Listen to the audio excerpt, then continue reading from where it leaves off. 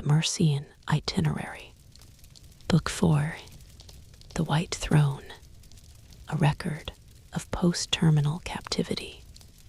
Aurora Archives, Systemic History Division, self-published speculative educational fiction, not peer-reviewed, illustrated edition. Content notice: this is a work of speculative historical fiction. Real places, cultural horizons, plants, legal traditions, and material evidence are used for atmosphere and educational framing. But the recovered documents, chronology, forensic claims, and events are fictionalized. This volume contains slavery, captivity, coercive control, physical abuse, mutilation, drugging, delirium, religious distress, starvation, cold injury, body horror, pregnancy-related grief, and identity dissolution. Reader discretion is advised. Historical boundary note: Late Dorset is an archaeological classification, not the recovered name of a single unified people. Tunit belongs to later Inuit oral memory and is not used here as a verified self-designation.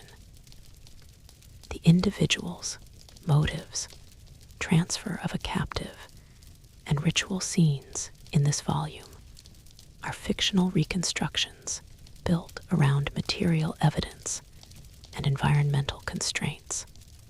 The Norse legal vocabulary is also used cautiously. The surviving Grey Goose Law manuscripts are later than the settlement represented in the narrative. Where the archive uses terms associated with those laws, it does so as a retrospective gloss for older practices of bondage, compensation, immunity, and outlawry, rather than as proof that a written code was present in the hall. Black henbane is archaeologically attested in Viking Age ritual contexts, but the deliberate exposures described here are fictional. The narrator's symptoms may also reflect starvation, dehydration, cold injury, infection, trauma, and fever. The manuscript does not claim a recoverable clinical case. The runic sequence in Act 14 draws on the Old English Futhorc. Each letter of Cynewulf's name is also a named rune, carrying an inherited word or meaning. Editorial note: the archival contradiction. The Petén fragment was the end of the Observer. For decades, the terminal plate recovered from the final leaf of the third record was accepted as conclusive. The optic map, the capillary branching, the tropane contamination, and the collapse of syntax all indicated final assimilation. The Observer had been consumed. The archive closed around him. The recovery of the northern fragments forces a correction. The Petén document was not a death record. It was a record of terminal personhood. The observing mind ended there. The body did not. What follows is not a fourth journey in the ordinary sense. It is not the continuation of a traveler moving through the world by will, curiosity, or command. It is the record of a remnant moved by other systems. Riverine exchange, Arctic dependency, legal captivity, pharmacological control, and theological ruin. No route map survives for the beginning of this record. The remnant did not travel. It was transported The manuscript leaves are not sequential. Some were recovered from Arctic context fragments associated with permafrost preservation. Others appear in later northern archival strata, including Norse-associated midden material. Their arrangement is provisional. The reader should not expect clean chronology. The narrator himself does not possess it. Do not look for the man who walked from Mercia. Look for what was left of him. Plate 4.0. Inventory of the unmapped remnant. The opening evidence plate replaces the conventional route map.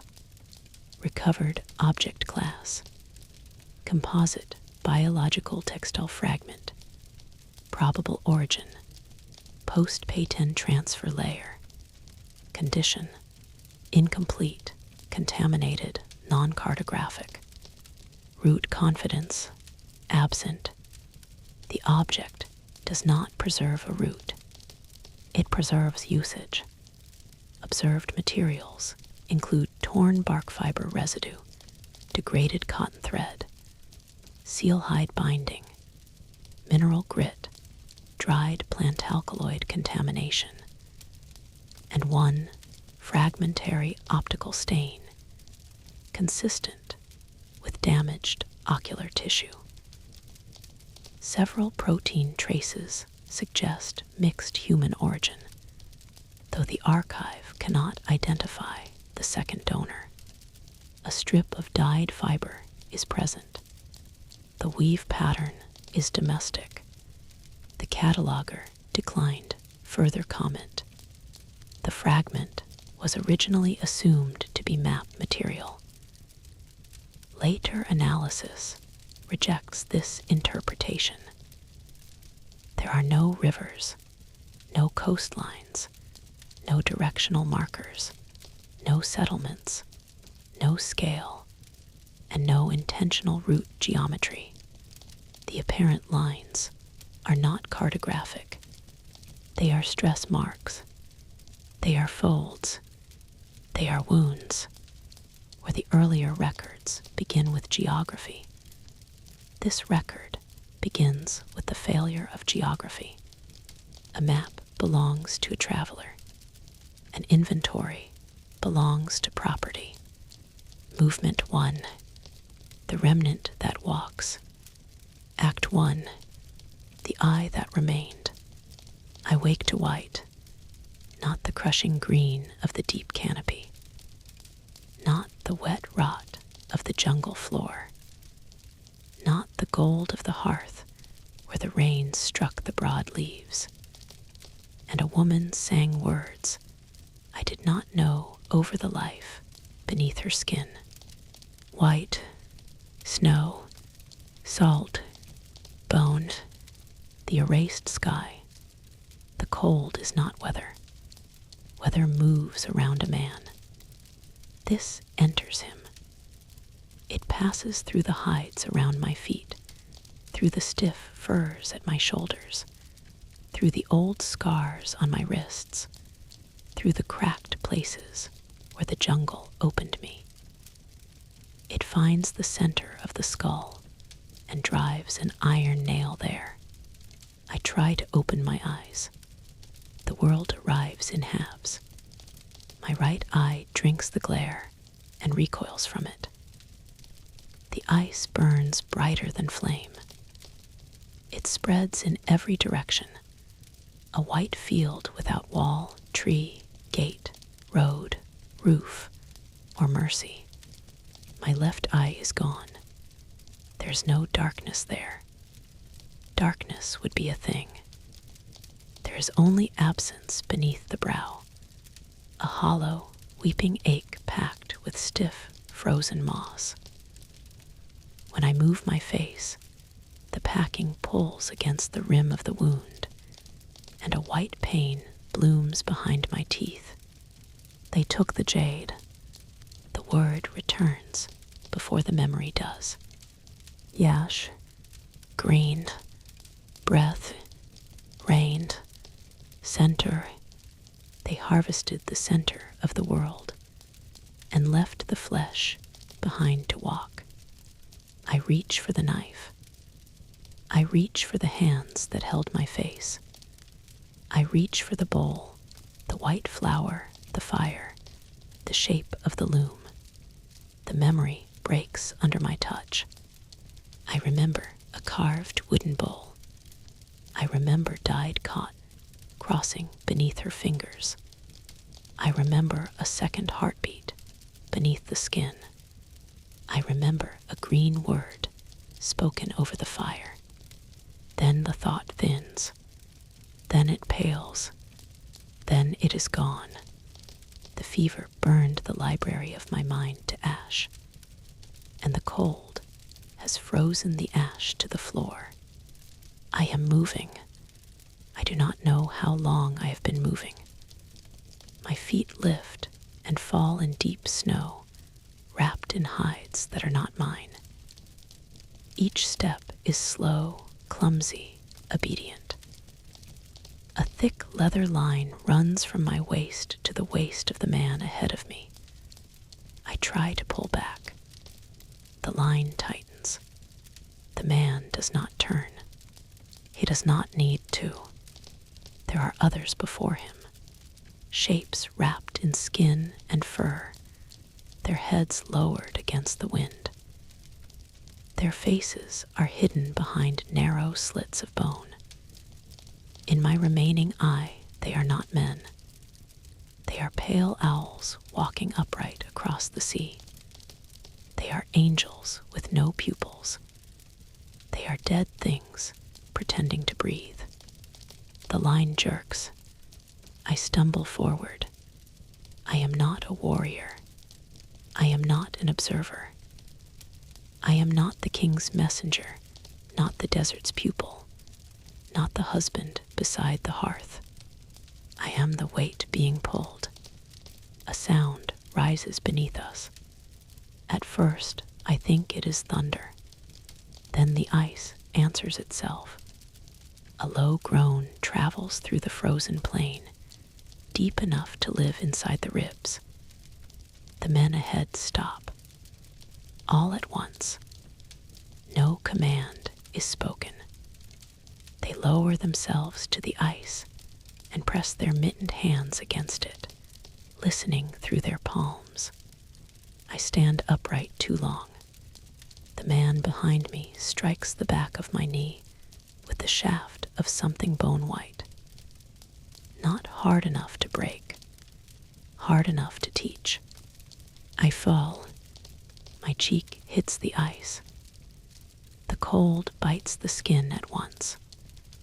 Through the surface, I hear it, the black water shifting below, immense and patient, pressing upward against the frozen lid of the world. In Mercia, the earth is mud and root. In Byzantium, it is stone. In Baghdad, it is road and dust. In Chang'an, it is grid. Here, the earth is a skin stretched over death. The man ahead pulls the line. I stand because the line commands it. We walk on. Act 2, the river that carried the dead. I do not know how many moons have passed since the jungle.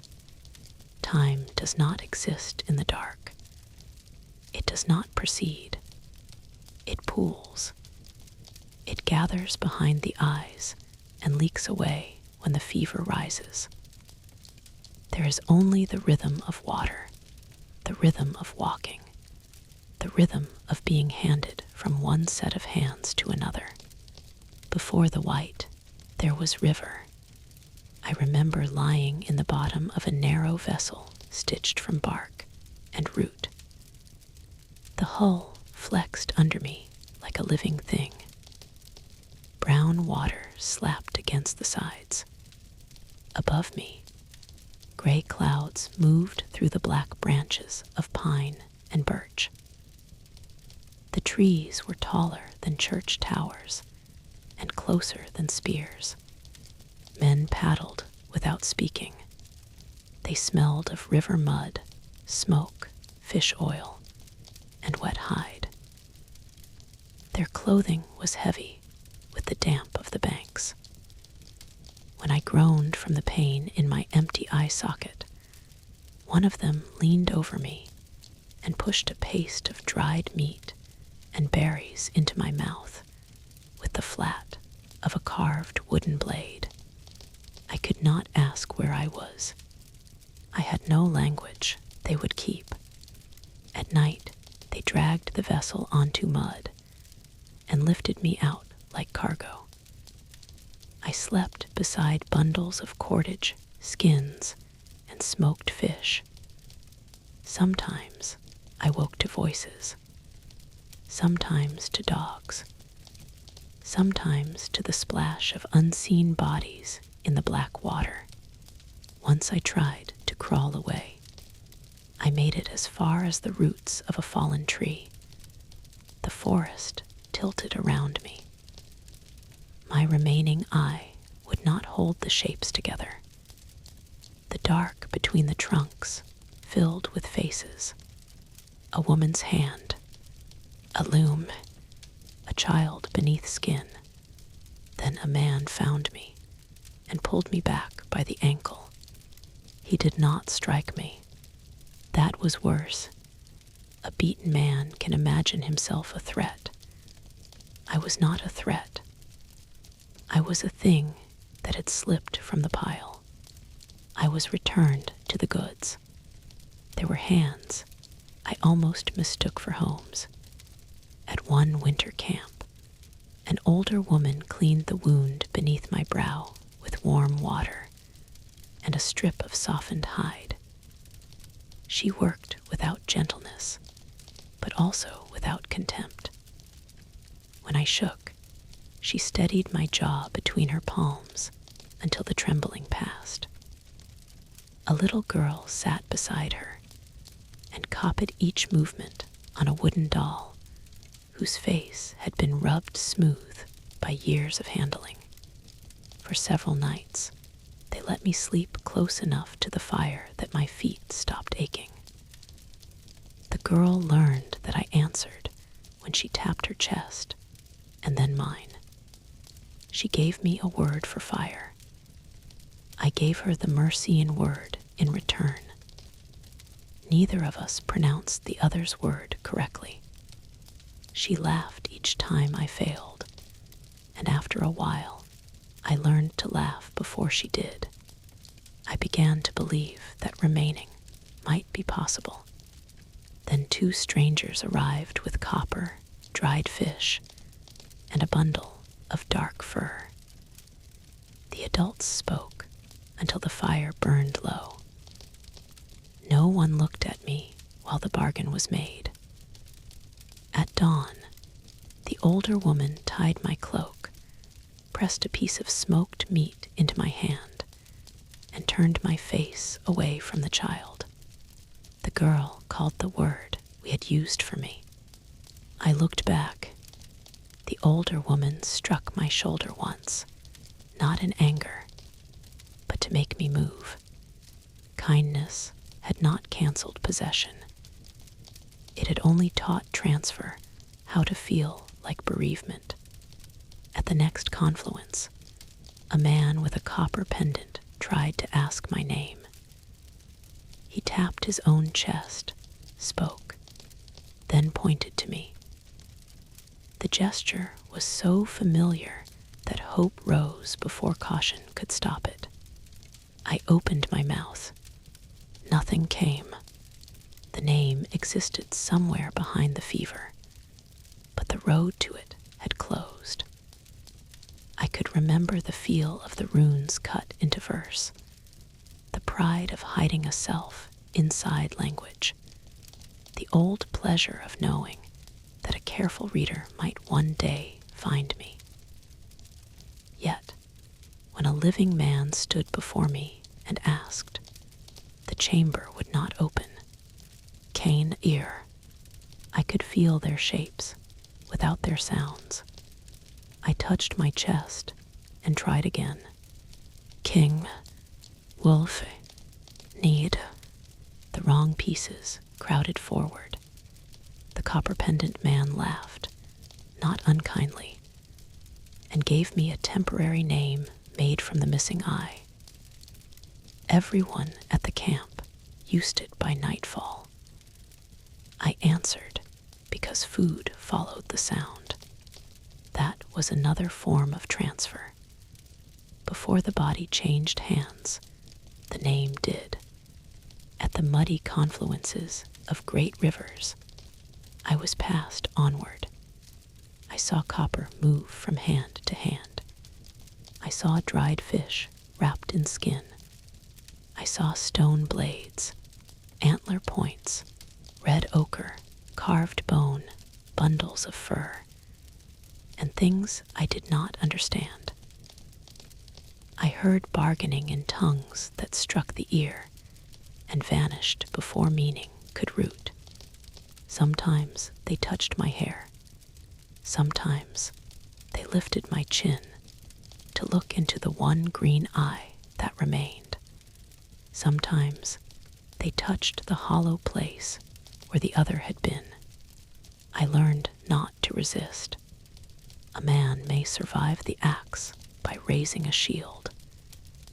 He may survive a king by bending the knee. He may survive a desert by surrendering his borders. But there is no defense against being useful. I was useful because I was strange. Useful because I did not belong to anyone who could come for me. Useful because my face had already been broken into meaning. The rivers turned colder. The forests changed. The trees grew shorter, then twisted, then thinned into the wind. The banks hardened. The mud froze under the foot. Birds passed overhead in black lines, fleeing a season I could not read. I prayed when I remembered prayer. Christ, have mercy. Christ, who walked on the water, lead me out of the valley of the shadow. Deliver me from the mouths of the hounds. The prayers did not stop the river. The river only grew colder. Act 3. The Chert frontier. The trees finally vanished. The land opened into a violence of stone. Black mountains rose ahead, jagged and absolute, tearing the sky into white strips. The air here did not merely chill the lungs. It judged them. Each breath entered like ground glass. Each exhale left the mouth in a pale cloud, as though some part of the soul were being spent. The river men stopped at the edge of a frozen fjord. There was no forest now, only scrub, rock, snow, and the enormous white silence of the north. They built a small fire that bent low under the wind and gave almost no heat. Then they waited. I sat beside the goods. That is where they put me. Not by the fire. Not with the men. Beside the wrapped bundles of hide, antler, cordage, and dried meat. I understood the placement. I had become a category. The storm came down from the mountains in slow white sheets. For a time, there was no horizon. The world was reduced to the fire, the bundles, the men, my own breath, and the pain behind the missing eye. Then shapes emerged from the whiteout. At first, I thought the dead were walking toward us. They were broad, heavy figures in garments of sealskin, so carefully made that the seams seemed grown rather than sewn. Fur turned inward, hoods drawn tight, hands wrapped, feet broad and silent over the snow. Their faces were hidden behind carved ivory goggles, narrow slits set into pale bone. To my ruined mind, they had no eyes. The men of the river stood. The newcomers stood opposite them. No one shouted. No weapons were raised. No oath was spoken. There was only the hard silence of people who know the cost of every movement. The exchange began. For a long time, no one touched anything. The two groups studied one another across the weak fire, measuring hunger, distance, and the risk of returning home with too little. One of the river men placed a strip of copper on the snow. A northern man answered with a pale blade. Neither accepted. The objects remained between them, while voices moved carefully around price. I sat beside the bundles and watched my own value rise and fall without understanding the units. The man who had fed me through the last part of the river journey crouched once at my side. He retied the hide around my empty socket and pressed his forehead briefly against mine. I thought he had decided to keep me. Then he removed the small copper clasp from my cloak and added it to the bargaining ground. He was not saying farewell. He was improving the offer. Bundles were opened on the ice. From the south came hides, copper, worked antler and me. From the north came stone, not common stone, not the dull gray stone of riverbeds or field walls. This was pale, translucent, coldly luminous. Even through the blur of my one eye, I could see its edge. Long blades and raw pieces wrapped in hide. Stone like frozen moonlight. Stone that seemed to hold the sky inside it.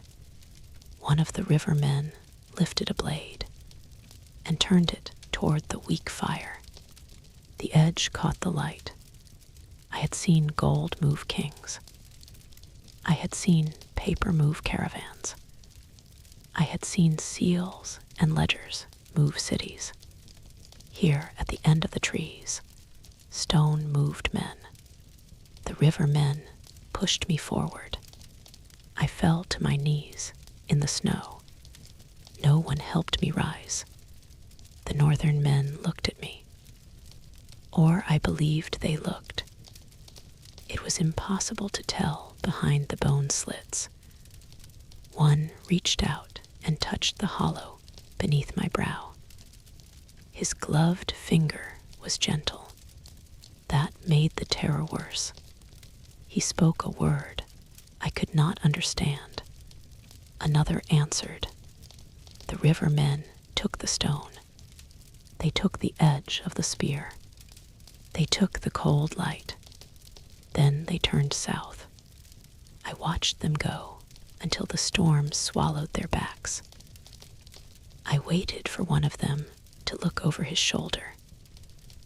One of them had fed me on the river. One had covered my wound when the blood returned. One had pulled me from the roots when I tried to crawl away. None of them looked back. I was not traded for gold. I was traded for the edge of a spear. Act 4. The carried relic. The men of bone approached. I braced for the blow. I waited for chains. I waited for rope. I waited for the yoke, the collar, the hard instruction of ownership. I had seen slave markets in cities of stone. I had seen the way men appraise the back, the hands, the teeth. I knew the beginning of bondage when it took the shape of iron, but they did not strike me. They did not bind my hands. The tallest of them, a man whose parka smelled of rancid fat, smoke, and sea blood, placed a frozen strip of black meat into my palm. It was hard as wood. I did not know whether to eat it or carry it. He pointed north. Beyond him, the sea ice stretched without end. They turned and began to walk. No dogs pulled their sledges. No wheels cut the snow. No horses steamed in the cold.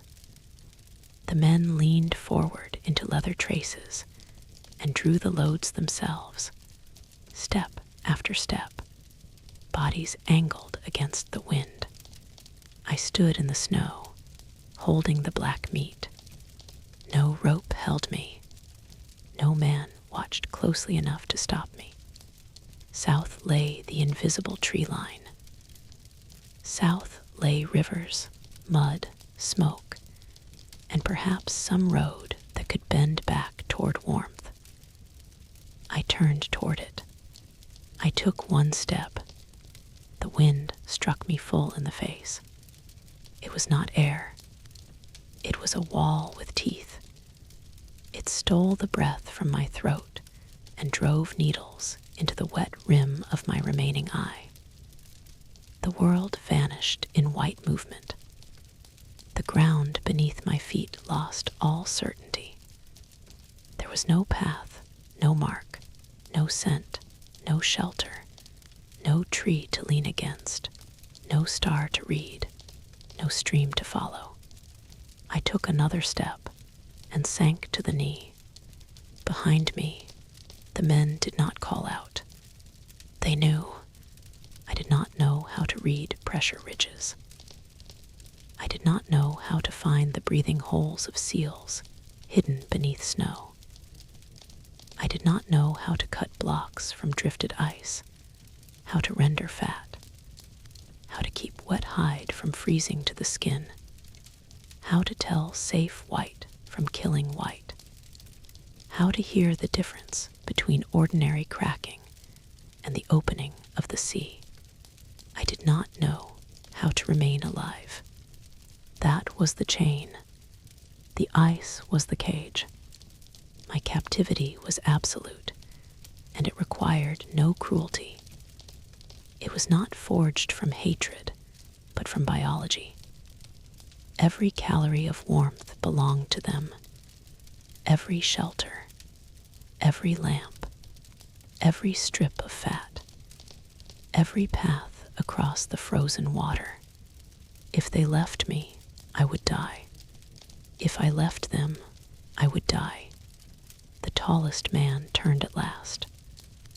Through the narrow ivory slits, I could not see his eyes. He lifted one hand and pointed north again.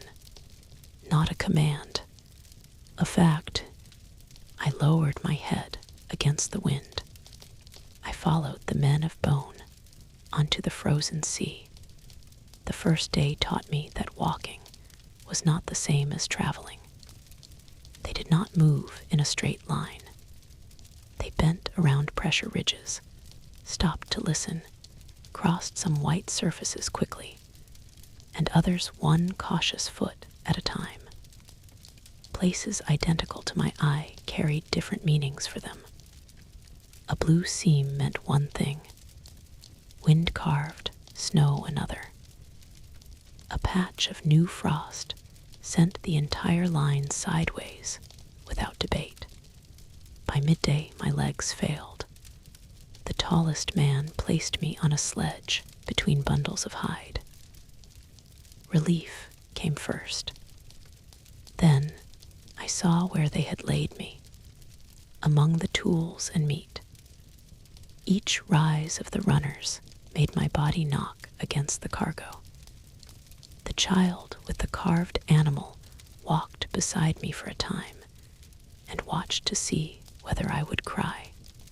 When an older hunter began to limp, the system changed. Loads were opened. Fat, stone, and hide moved from one sledge to another. The tall man pulled me upright and placed a trace across my chest. I understood.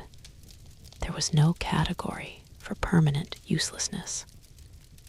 If I consumed warmth, I would be made to move weight. I pulled until the leather cut beneath my arms. At first, the sledge did not move. The men waited without encouragement.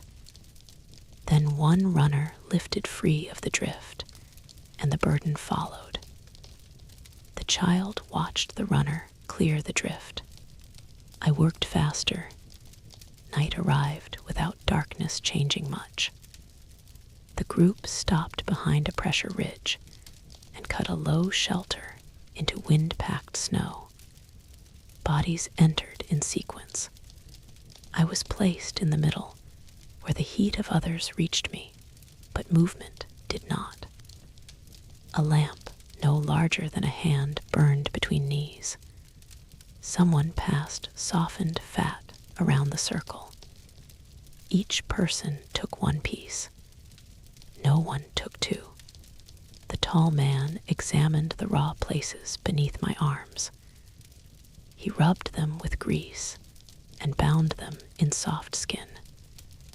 His hands were practical, almost tender. When he finished, he fastened the trace beside me for mourning. Care and command occupied the same gesture. Outside, the ice spoke all night.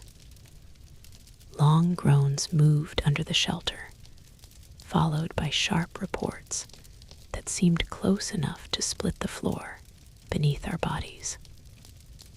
Each time I startled, the child pressed one mittened hand against my chest until I became still. He was calming the frightened animal. He was also keeping everyone alive.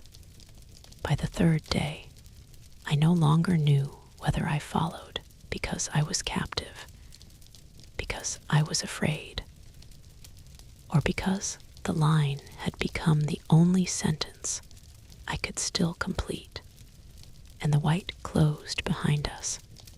Plate 4.1, the dependency diagram, a non-cartographic model of ecological imprisonment. No route map is attached to this movement. The surviving plate reproduces a circular diagram incised into thin bone. It does not show rivers, roads, or coastlines. It shows a system of dependence. At the center is a small human figure with one eye.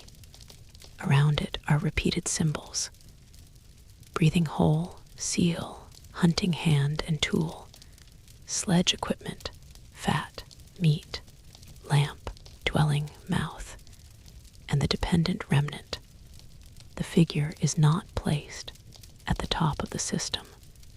It is placed beneath it. The accompanying notation is damaged, but 3 lines remain legible. Warmth is owned by the lamp. Meat is owned by the ice. The remnant is owned by need. Movement 2, the white system. Act 5, the mid-passage house. They took me under the earth. At first, I thought they were burying me. The entrance was no taller than a crawling animal. A black mouth opened in the snow, rimmed with stone, drifted ice, and old hide. One of the men went down on hands and knees and vanished into it. Another followed. Then the line around my waist pulled tight. I hesitated. The wind answered for me. It struck the back of my neck and drove me forward. I fell to my knees and crawled after them into the dark. The passage descended.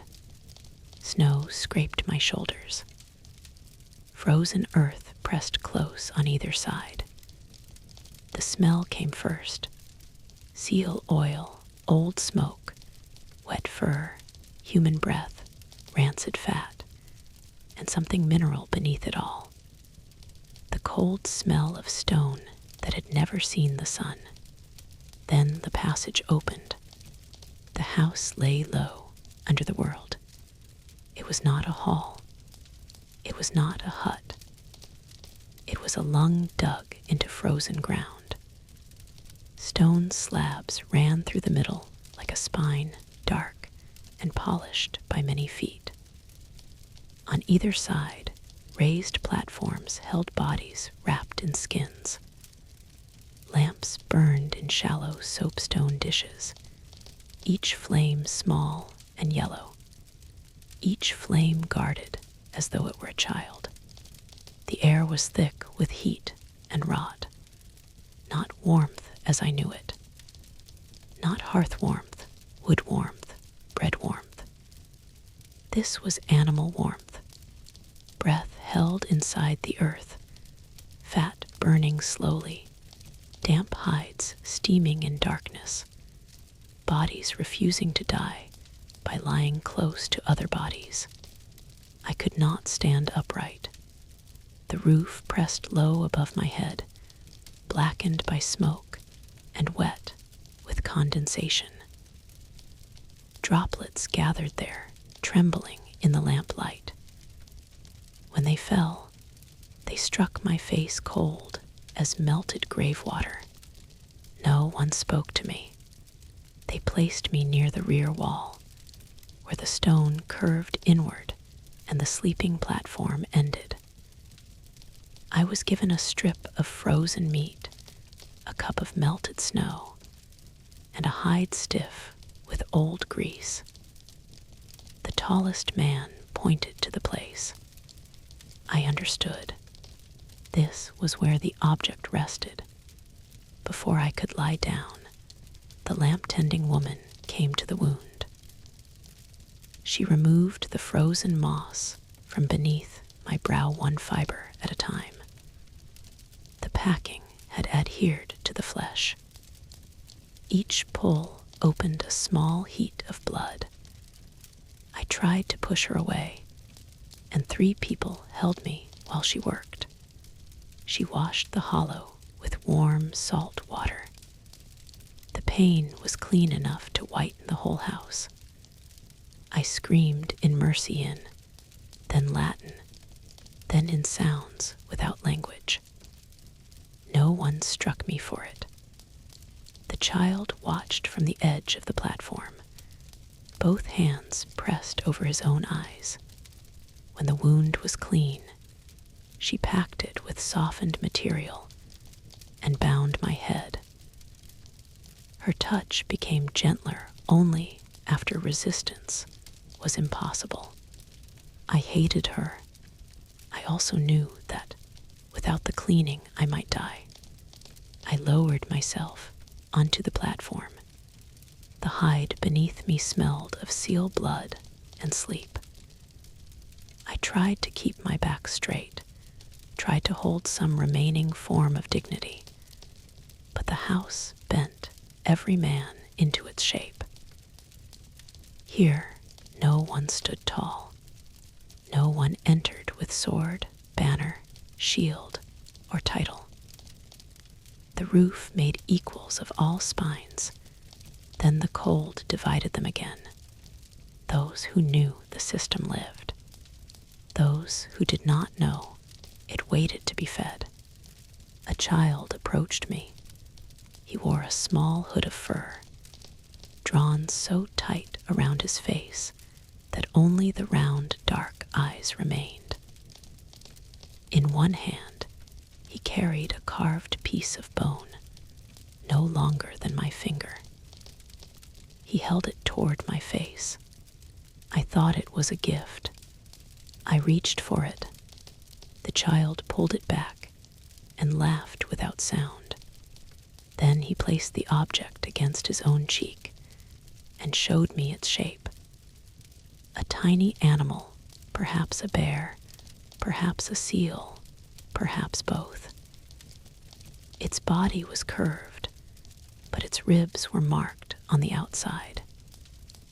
The bones were visible through the flesh. I recoiled. The child watched me carefully.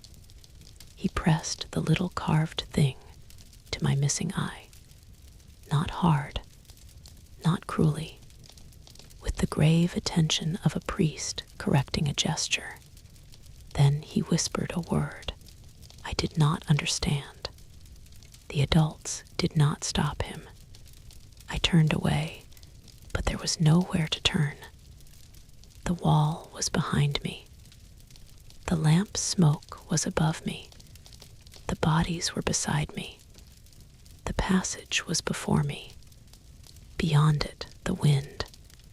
The house had only two directions. Inside, death. That first night, I learned the sounds of compressed life. A baby rooting for milk. An old man coughing into fur. Teeth grinding in sleep. The wet hiss of fat entering flame. Someone urinating into a vessel behind a hanging skin while others continued eating. There was no privacy because privacy required surplus space, surplus heat, surplus light. Nothing here existed in surplus. My body embarrassed me. I did not know where waste belonged, when water could be taken, which platform edge was forbidden, or whose lamp I had approached too closely. Every need became a public mistake. The child corrected me with gestures. The adults corrected me by moving my hands. The system entered through humiliation before it entered through understanding. I closed my remaining eye. The dark became green. A loom moved in the corner of my mind. A woman hummed without words. Cotton crossed cotton. A child's foot pressed outward beneath skin. Then the lamp sputtered. The memory went out with it. Act 6. The lamp and the mouse. I learned that hunger has sounds, not the loud hunger of a battlefield. When men tear bread with bloody hands and laugh because they are still alive. Not the clean hunger of fasting, when the priest tells you the emptiness is holy. This hunger clicked. It clicked in the teeth of the children when the meat was divided.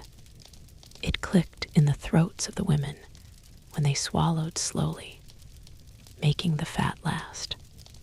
It clicked in the old man's jaw as he scraped marrow from a cracked bone with a tool of stone.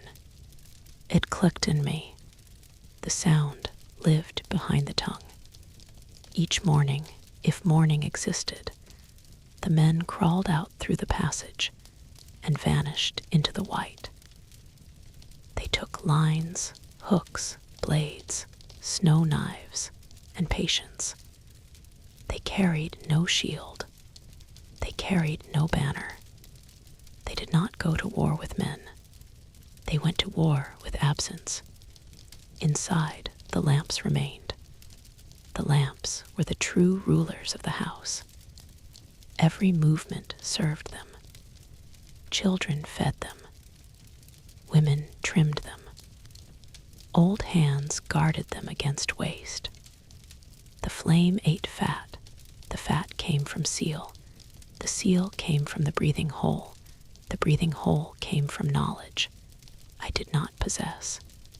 I watched one woman tend a lamp for a long time.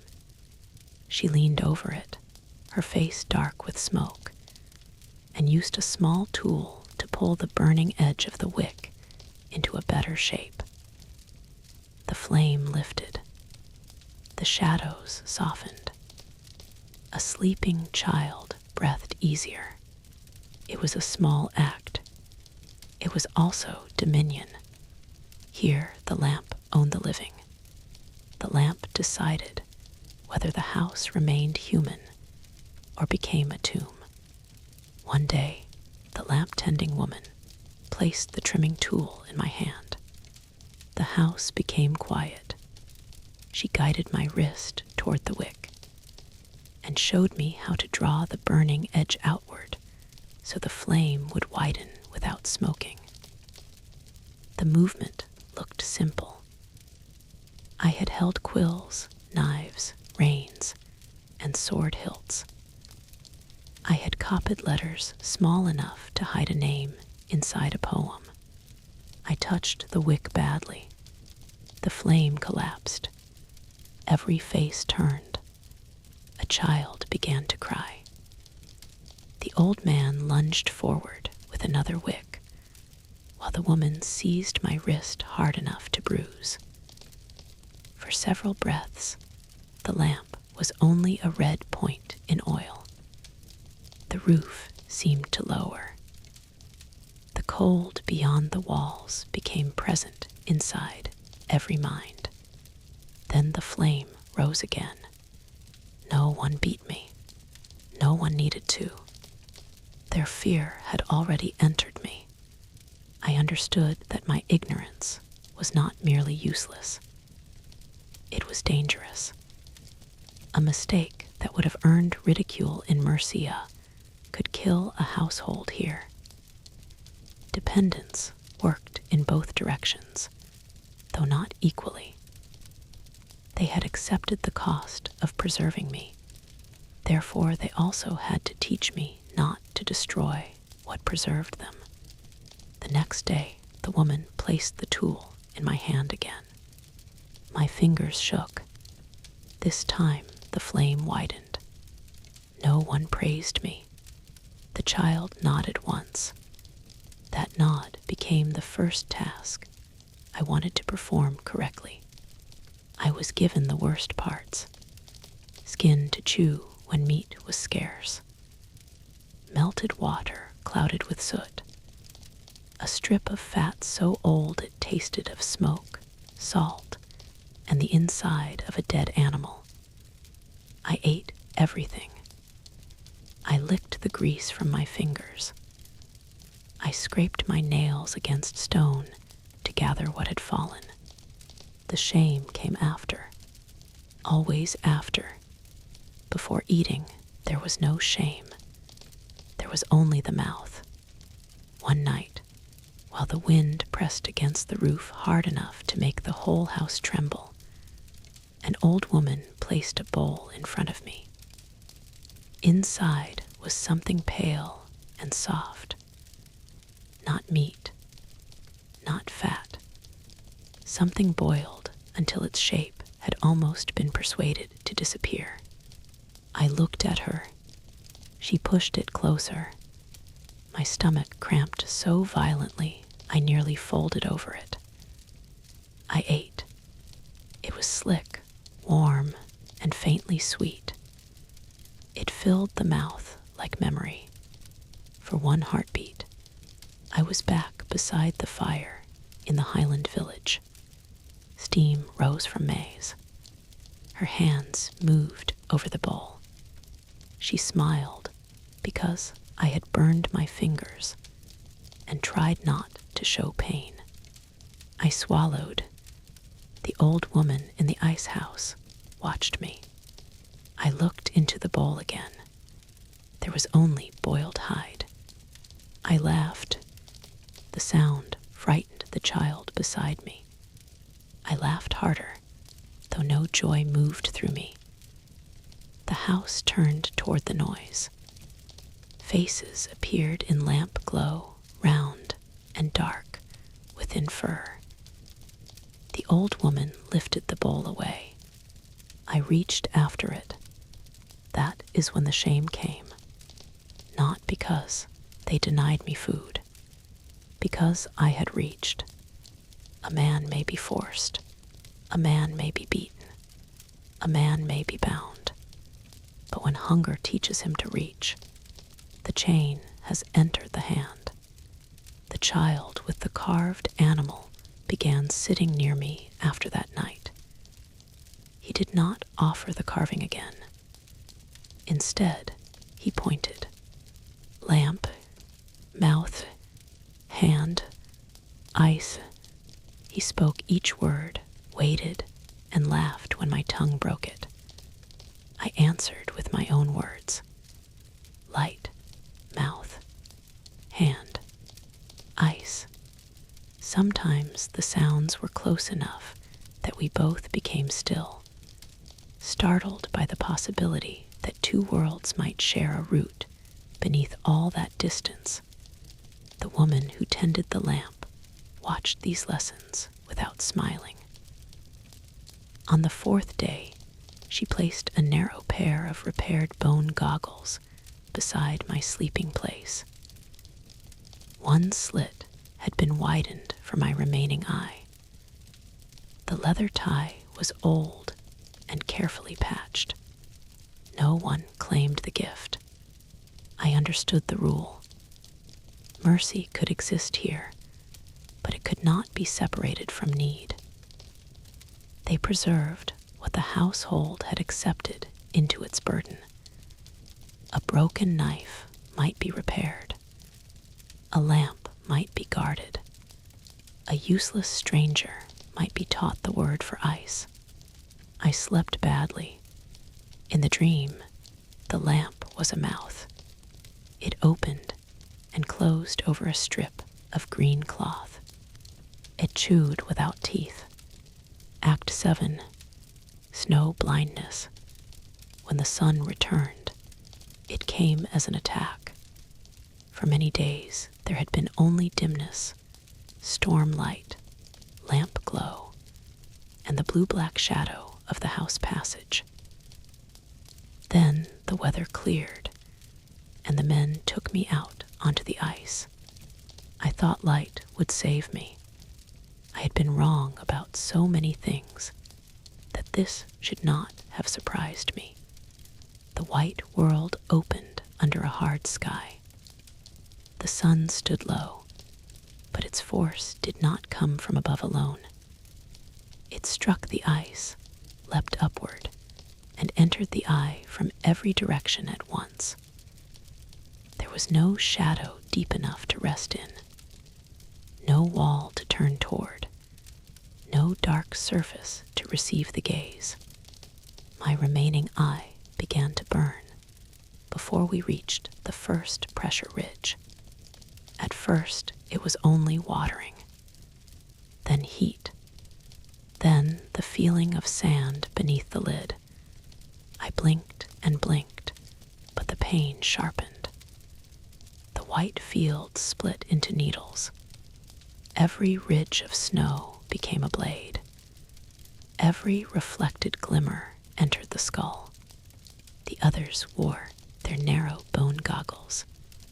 I had seen them as owls, as dead men, as angels without pupils. Now I understood. The bone was not mask. The bone was mercy. A young man noticed my stumbling. He came toward me and tied a strip of hide around my head, but it was too late. A narrow slit had been cut for the eye. I tried to look through it, but tears had already filled the socket. The world smeared. White became silver. Silver became fire. We walked to a place where the ice changed color. The men slowed. One lowered himself onto his belly and crawled forward. He brushed snow away with a tool. Beneath it was a small, dark opening, no wider than a bowl. He placed his face near it and waited. No one moved. The whole world narrowed to that black circle. I heard my own breathing. I heard the wind moving loose snow over the ice. I heard the distant crack and groan of the sea beneath us. Then something exhaled below. A wet, soft sound rose from the hole. The hunter struck downward. The movement was so fast that my damaged eye barely held it. Bone, arm, shoulder, body, ice. one motion. The line went taut. Others lunged forward. The black hole became struggle. The snow around it darkened. A seal came up from the hidden water. Its eye was open. That is the detail my mind kept. Not the blood, not the shouting, not the steaming body on the ice. The eye, round, black, wet, astonished. It looked at the sky, as though the sky had betrayed it. I reached for my missing side. My fingers found moss and old pain. The seal's body thrashed once more. Then it stopped. The men worked quickly. Nothing was wasted. Skin, fat, meat, blood, sinew.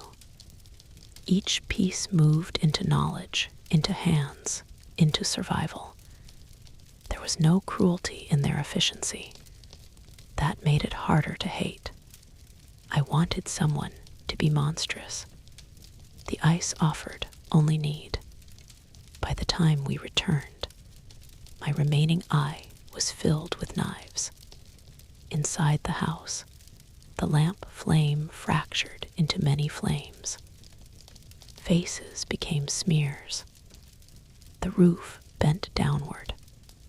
I pressed both hands to my face and made a sound I did not recognize as human. Someone held my wrists. Someone forced my hands away from the eye. A woman's voice spoke near my ear, low and stern. She was not comforting me. She was preventing me from blinding myself.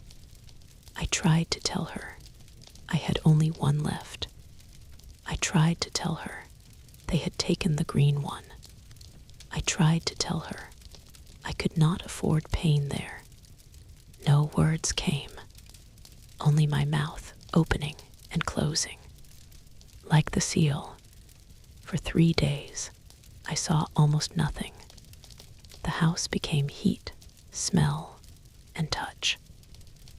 I knew the lamp by its dry warmth on one cheek.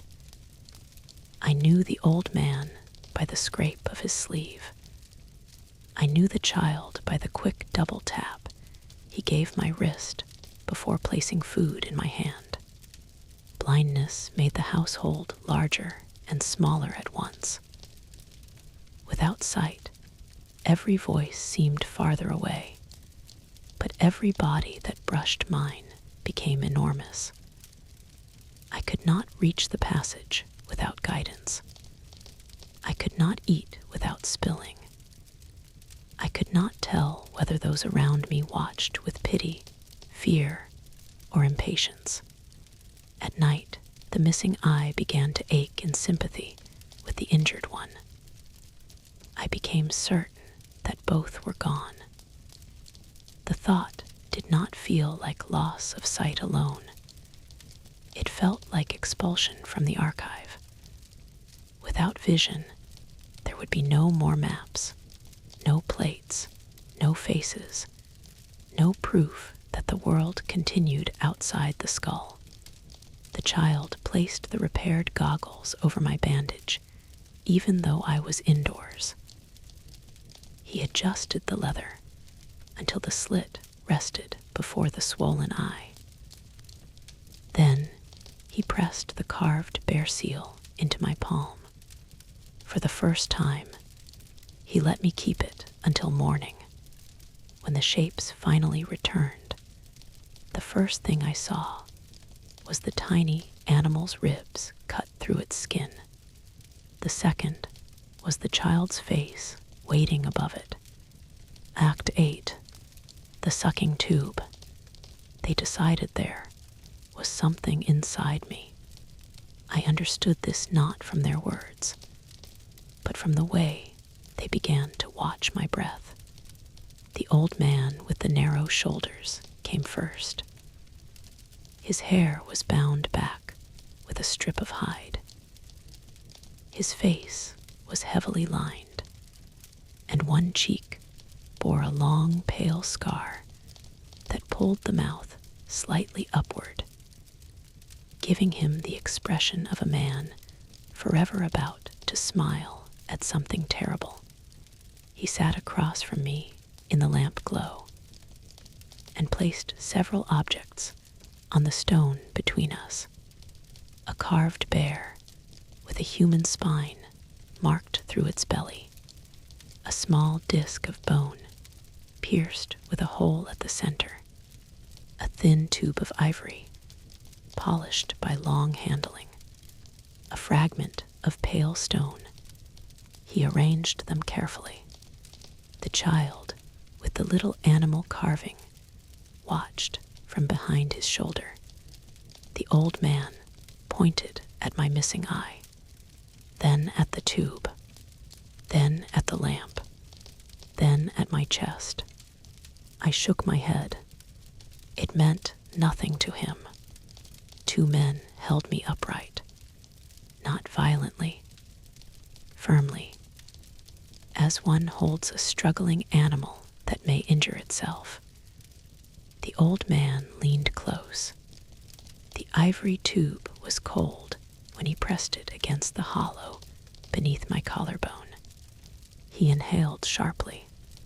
The sound was wet and intimate, not like drinking, not like breathing, like a wound being emptied. He pulled the tube away and spat onto the stone. A dark clot of saliva, soot, and phlegm struck the floor. The house watched. He repeated the act at my ribs, my throat, my scarred wrist, the socket where the left eye had been. Each time he sucked through the tube. Each time he spat something dark onto the stone. He was removing me from myself, or trying to. I began to tremble, not because it hurt. It did not hurt much. That was the terror of it. The terror was the attention, the absolute certainty with which he treated my body as a container for a wrongness that could be drawn out, piece by piece, through bone. He pressed the tube over one of the old circular scars on my wrist, the burned scar from the green frog. The scar opened in memory. Heat returned, jungle wetness, trumpet flower, bitter milk, skin crawling with beetles, a bowl between two hands. I tried to pull away. The men held me. The old man inhaled. I saw the hearth. I saw her hair in firelight. I saw dyed cotton. I saw a rib. No, no, not rib. Loom, not bone.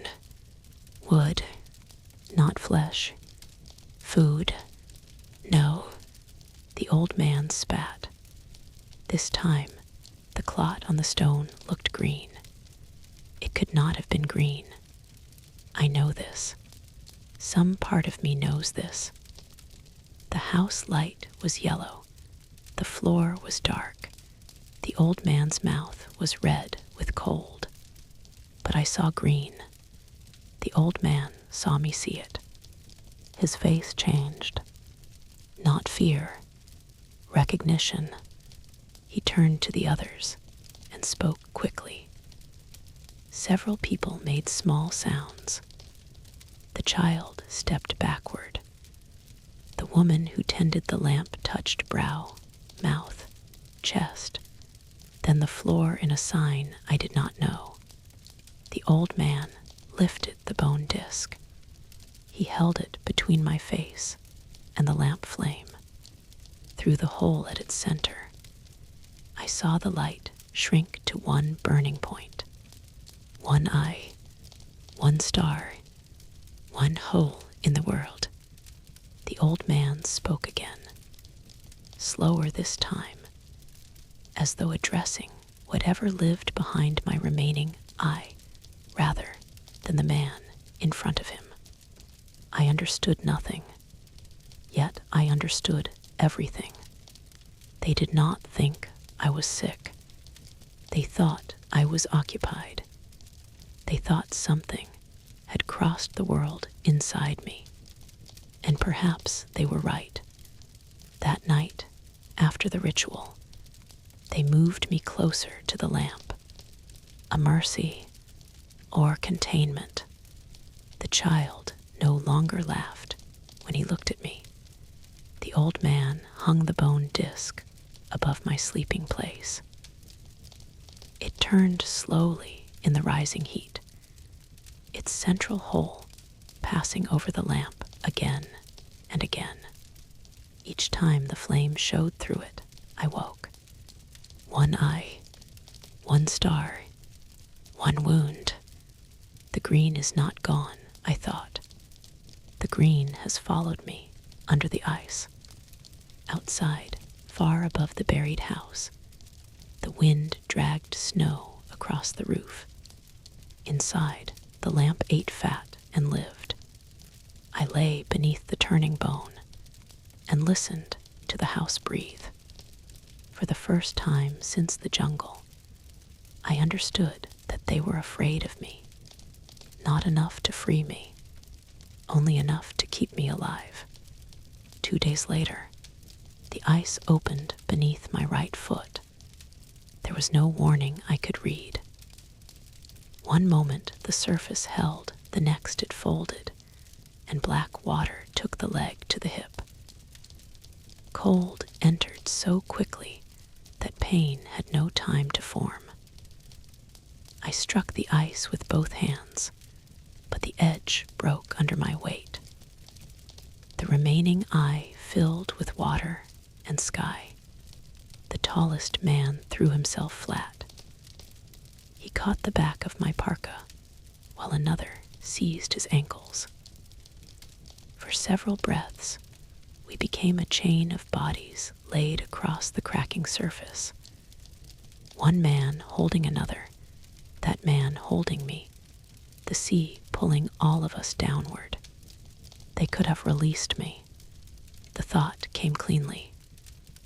The burden could have been solved by opening one hand. He did not open it. They dragged me out. Inside the house, they stripped the frozen clothing from my body, rubbed the limbs, packed warm skins around the chest, and forced small pieces of fat between my teeth until I could swallow. The old man placed his ear against my ribs and struck me when I tried to close my eye. The child with the carving sat at my feet and held the repaired goggles in both hands.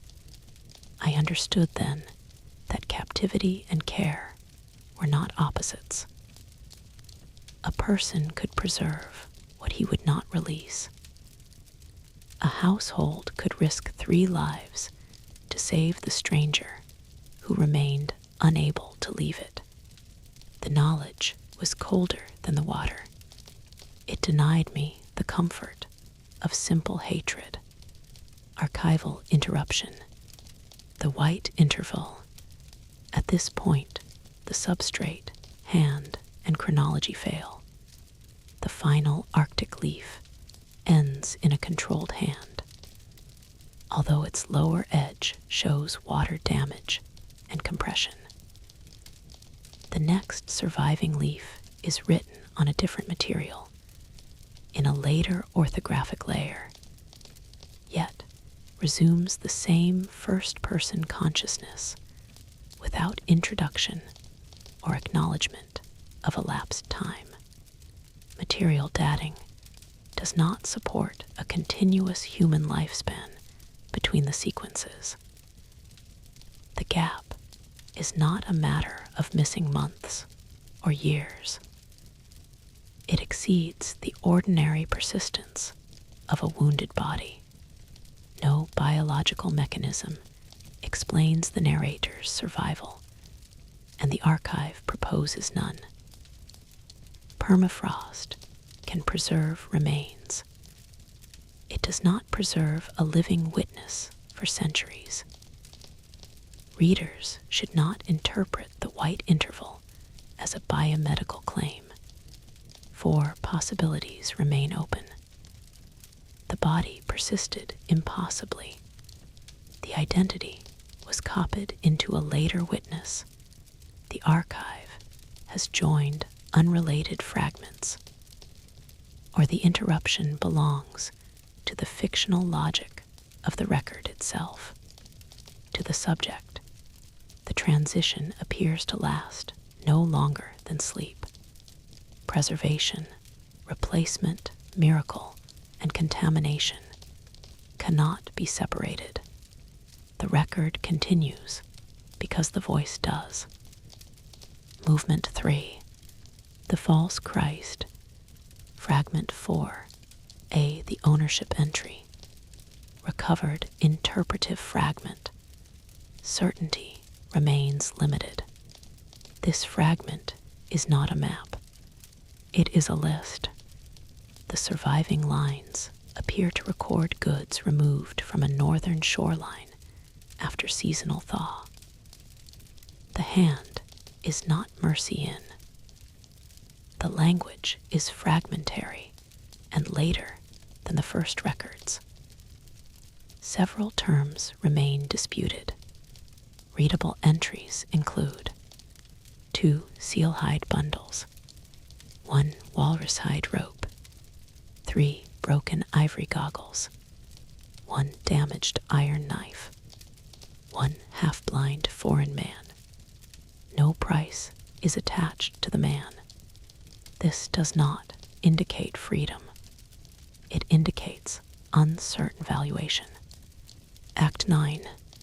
The Ship of Familiar Tongues. The ice broke while I slept. It began as a sound under the house, not the ordinary groaning of the frozen sea, not the long speech of pressure moving through white distance, but a wet fracture, deep and final. The lamps flickered. The sleeping platforms shifted. Someone shouted. Bodies rose in the yellow dark. The house was suddenly full of hands. Hands gathering skins. Hands lifting children. Hands covering lamps. Hands dragging meat, tools, bone, bundles, everything that could still become survival. I looked for the child with the carved animal. I saw the old man, the woman who tended the lamp, bundles passing hand to hand. I did not see him. No one gathered me. For one breath, I felt relief. Then I understood. I was not worth the hand. The passage filled with movement. The people crawled out one by one into the white glare above. I followed as far as the entrance and collapsed halfway through it. My shoulders stuck between the frozen walls, my breath trapped in the narrow throat of the house. Outside, the world was changing shape. The sea ice had split open beyond the ridge, revealing long black wounds of water. Floes turned slowly against one another, grinding their edges into white dust. The people moved with terrifying speed. Sledges were dragged away from the breaking places. Bundles were loaded. Children were tied close to adults. Only men and women, leaning into the weight of existence. The old man with the sucking tube saw me at the mouth of the passage. He looked at me for a long time. Then he looked toward the moving ice. Then back at me. I waited for him to call someone. I waited for a line to be thrown around my waist. I waited to be pulled back into the system that had kept me alive and made me property of need. The old man raised one hand. Not farewell, not blessing, not command, recognition only. Then he turned and followed his people across the ice. I crawled out of the house and lay in the snow, half in light, half in the old warm stink of the passage. The wind moved over me. The settlement emptied around me. The lamp smoke thinned. The cries vanished into the white. For the first time in many moons, no line held me. I was free. I began to laugh. The sound came out dry and small. Freedom was a shoreline of breaking ice, an empty stomach, one eye, no language, no fire, no house, no map, no knowledge, and a sky too bright to enter. By evening, the cold had moved inside my bones. By the next light, I no longer knew whether I was walking, crawling, or being dragged by the wind. I followed the black water, not because I chose it, because it was the only thing that made a line. The coast bent south and west, or north and east. The sun moved in ways I could not trust. Snow erased my footprints as soon as I made them. Once, I found the frozen body of a bird, its wings spread against the ice, as if pinned there by a nail from heaven. I knelt and tried to pray over it. No words came. I ate it. I do not remember deciding. I remember feathers between my teeth. I remember apologizing to God with blood on my chin. Then came the sound. Wood, not ice, not wind, not bone on stone. Wood striking stone. I lifted my head. At first I thought the ship was a hallucination built from old memories of river vessels, Byzantine hulls, and the timber halls of home. It rose from the gray shore like a dark animal, its overlapping planks wet with spray, its ribs curved and heavy. A square sail hung loose from the mast, ropes thick as wrists twisted down from the yard, dark with oil and salt. Men moved around it, pale men, iron men. Their beards were bright with frost. Their tunics were wool. Their axes were real. One shouted to another, and the words struck something buried in me. Not my language, but near it, a cousin of it, a hard northern speech, with old bones under the skin. Water sounded almost like water. Bread carried a root I could reach. Man, hand, house, winter. Each appeared for an instant through the noise, recognizable and altered, like relatives seen after many years. I caught at the fragments greedily. A familiar word could not free me, but it proved that the distance between minds was not absolute.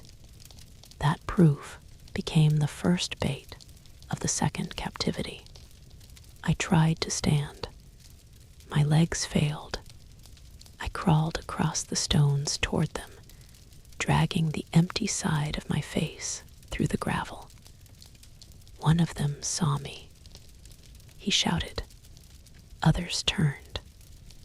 A ring of iron and wool closed around me. They argued over whether I lived. One man prodded my shoulder with the haft of his axe. Another touched the frost on my beard and crossed himself. A third said a word that sounded like Draugr, a walking dead thing, and the others answered too quickly for me to separate fear from mockery. Then the red-cloaked man saw my breath. He crouched and held a polished piece of metal beneath my mouth until mist formed on it. The circle tightened. The dead thing had become a problem of ownership. I raised both hands. The gesture belonged to every world. I showed them I held nothing. One of the men stepped closer. He was broad in the shoulders and wore a red cloak pinned with a bronze ring. His eyes moved over me. The missing eye, the scars, the torn furs, the salt-stiff hair, the shaking hands. He made the sign of the cross. I wept, not because he pitied me, because I recognized the shape. A cross, a man of the known God, a man of the world that could still name mercy. I pressed my forehead to the stones and sobbed until my ribs hurt. The men spoke above me. One laughed softly. Another spat. The man in the red cloak crouched and lifted my chin. He said something I did not understand. I answered in Mercian. The words were cracked from disuse, but they were mine. Christ have mercy. The man's face changed. He had not understood the words, but he had heard the root. He called to the others. A cloak was thrown over my shoulders. Hands lifted me. For the first time since the jungle, I smelled sheep wool. Not seal, not rot, not jungle. Well, I collapsed against it like a child. They carried me toward the ship. The hull swallowed me, and because I was broken, I mistook containment for rescue. Act 10. The turf hull.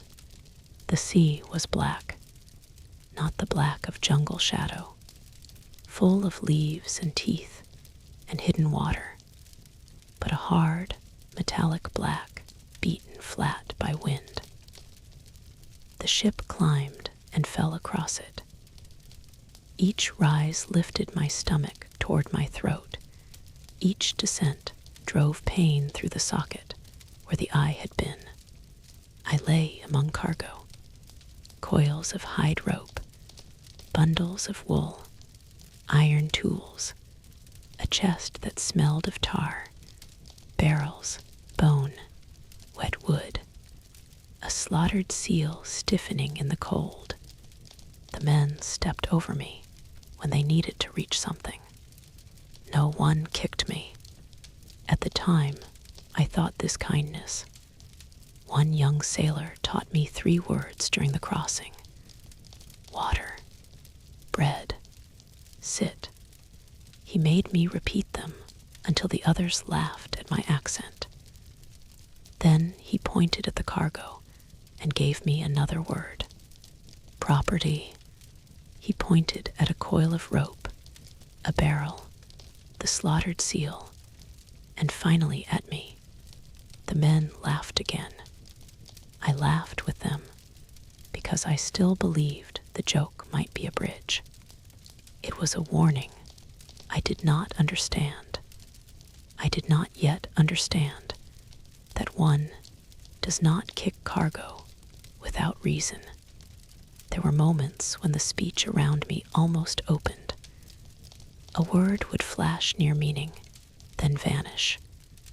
Water, hand, God, bread, knife, man, not enough to speak through, enough to make loneliness sharper. The same sailor watched me often. I later learned that the others called him Ari. He had a narrow face, red hair, and a scar across his upper lip. When the others slept, he gave me a piece of hard bread soaked in fish broth. I took it with both hands and whispered thanks, in every language I still possessed. He smiled, then he touched the missing eye. Not gently, curiously, his thumb pressed the rim of the wound. I flinched. He laughed, not cruelly, but with the bright surprise of a boy discovering that a strange object still makes sound when handled. I understood then that his kindness had limits. He fed me because I was interesting, not because I was free. Land appeared after a period I could not count. A gray coast, green-brown slopes, snow in the high places, low turf roofs folded into the ground as though the earth had swallowed houses and left only their backs exposed. Smoke rose from openings in the roof. Sheep moved like dirty clouds along the hillside, and there, above the clustered roofs, stood a cross, small, wooden, plain, beautiful. I reached toward it from the ship and began to shake. The men dragged the vessel onto the shingle. I was pulled out after the cargo and made to stand while they unloaded. My legs trembled under me. The cold wind carried smells that made the past rise up violently. Wool, dung, wet earth, smoke, iron, milk, blood. Not Mercia, but near enough to wound. A woman came down from the settlement with 2 others behind her. Her hair was covered. A little silver cross hung at her throat. She looked at me, at the one eye, at the scars, at the furs I wore, and made a small sound. Pity. I knew pity. Pity is the hand that pauses before deciding whether to help. She spoke sharply to the men. One argued. She answered with a force that made him look aside. Then she took the edge of my cloak and guided me up the hill. I followed because the cross was ahead. The turf hall was low and dark, but after the ice house, it seemed impossibly generous. Its walls were thick with earth. Its roof sagged under grass. Inside, a long central fire gave true heat. Smoke moved upward into the dimness. People sat along the benches. Dogs raised their heads. A child stopped chewing and stared at me. The woman placed me near the fire. Near the fire. Not at the edge. Not beside the goods. Near the fire. She brought warm water and cut away the sealskin garments where they had frozen to old wounds. Beneath the outer layers, she found a narrow remnant of dyed cotton, preserved against the body through transfers I could no longer count. Her fingers paused on the weave. The hearth returned so violently that I struck her hand away. Loom, rain, a woman's wrist, the round movement beneath cloth. Ron Vague did not retaliate. She folded the cotton once and placed it beside my bowl rather than throwing it into the fire. That restraint became the first reason I trusted her. It would later become the reason her failure hurt. She brought a wooden bowl of warm broth and held it while I drank. My hands shook too badly to hold it myself. The liquid entered me and became memory. Meat, onion, salt. The body believed in salvation before the mind could test it. I looked at the cross on her throat. Christ, I whispered. Her eyes sharpened. She touched the little cross. Christer, she said. Someone behind her called, Ranveig. She turned at the sound, and I held the name because it was the first thing in the hall that had been offered without being placed on the floor. The word was different. The shape was the same. I bowed my head and wept into the bowl. That night, they let me sleep near the embers. I dreamed of Mercia. Not Petén, not ice, not the river Mercia. Wet fields, smoke from the hall, a bell that may never have rung there. My mother's hand, though I could no longer remember her face. For one night, the world stopped taking. For one night, I believed the Lord had reached into the white and drawn me back into the fellowship of men. In the morning, I learned the price of warmth. Fragment 4b, the gray goose gloss. Recovered interpretive fragment. Certainty remains limited. The title attached to the following acts is editorial. The written gray goose law collections post-date the scene. Their terminology is used only as a comparative vocabulary for a world in which a stranger without kin, compensation, or recognized standing could be reduced to property or placed beyond protection. Act 11. The price of warmth. They gathered to decide what I was. Not who, what. The question moved around the hall as men entered, sat, spoke, and gestured toward me.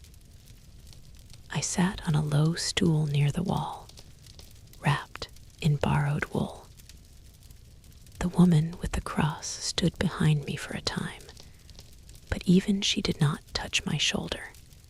The man in the red cloak spoke longest. The others called him Ketil. I learned the name quickly because every order returned to it. He pointed to the ship, then to me, then to the goods stacked near the far wall. Another man laughed and held up his hand, counting on his fingers. Someone else shook his head. A third leaned close and opened my mouth to look at my teeth. I struck his hand away. The hall went silent. The man looked at me, then at the red-cloaked one. Slowly, almost tenderly, the red-cloaked man backhanded me across the face. I fell from the stool. No one moved. The blow was not rage. That was what made it terrible. It was correction. A mark placed in the ledger of the body. I lay on the packed earth, tasting blood. The woman with the cross looked down at me. She did not speak. The debate resumed. I understood very little of the language, but systems reveal themselves by repetition. A word passed from mouth to mouth. Thrall. At first, I thought it meant stranger, then servant, then captive. By the time they brought the collar, I understood enough. It was iron, dark and pitted, heavier than it looked. Not a fine chain from an imperial market, not a decorative shackle. This was practical iron, ugly as winter, built to survive weather and the necks of men. 2 men held my arms. I did not fight. I had fought rivers. I had fought fever. I had fought green, white, hunger, glare, and the inside of my own mind. I had nothing left with which to fight a word. collar closed around my throat. The sound of the pin entering the hinge was small. It changed the world. Oath, seal, trust, obedience, none of them were required. Here, a man could belong by metal. The red-cloaked man spoke to me slowly, as though I were a dog with unusual eyes. He pointed to himself and said his name. I could not hold it. He pointed to the floor, to the tools, to the door, to the sheep outside, to me. Then he closed his fist. I understood. I had been received into Christendom as property. They set me to work before the sun had reached the ridge. Turf had to be cut from the bog while the ground allowed it. Stone had to be hauled to repair a wall. Dung had to be moved from the animal pens.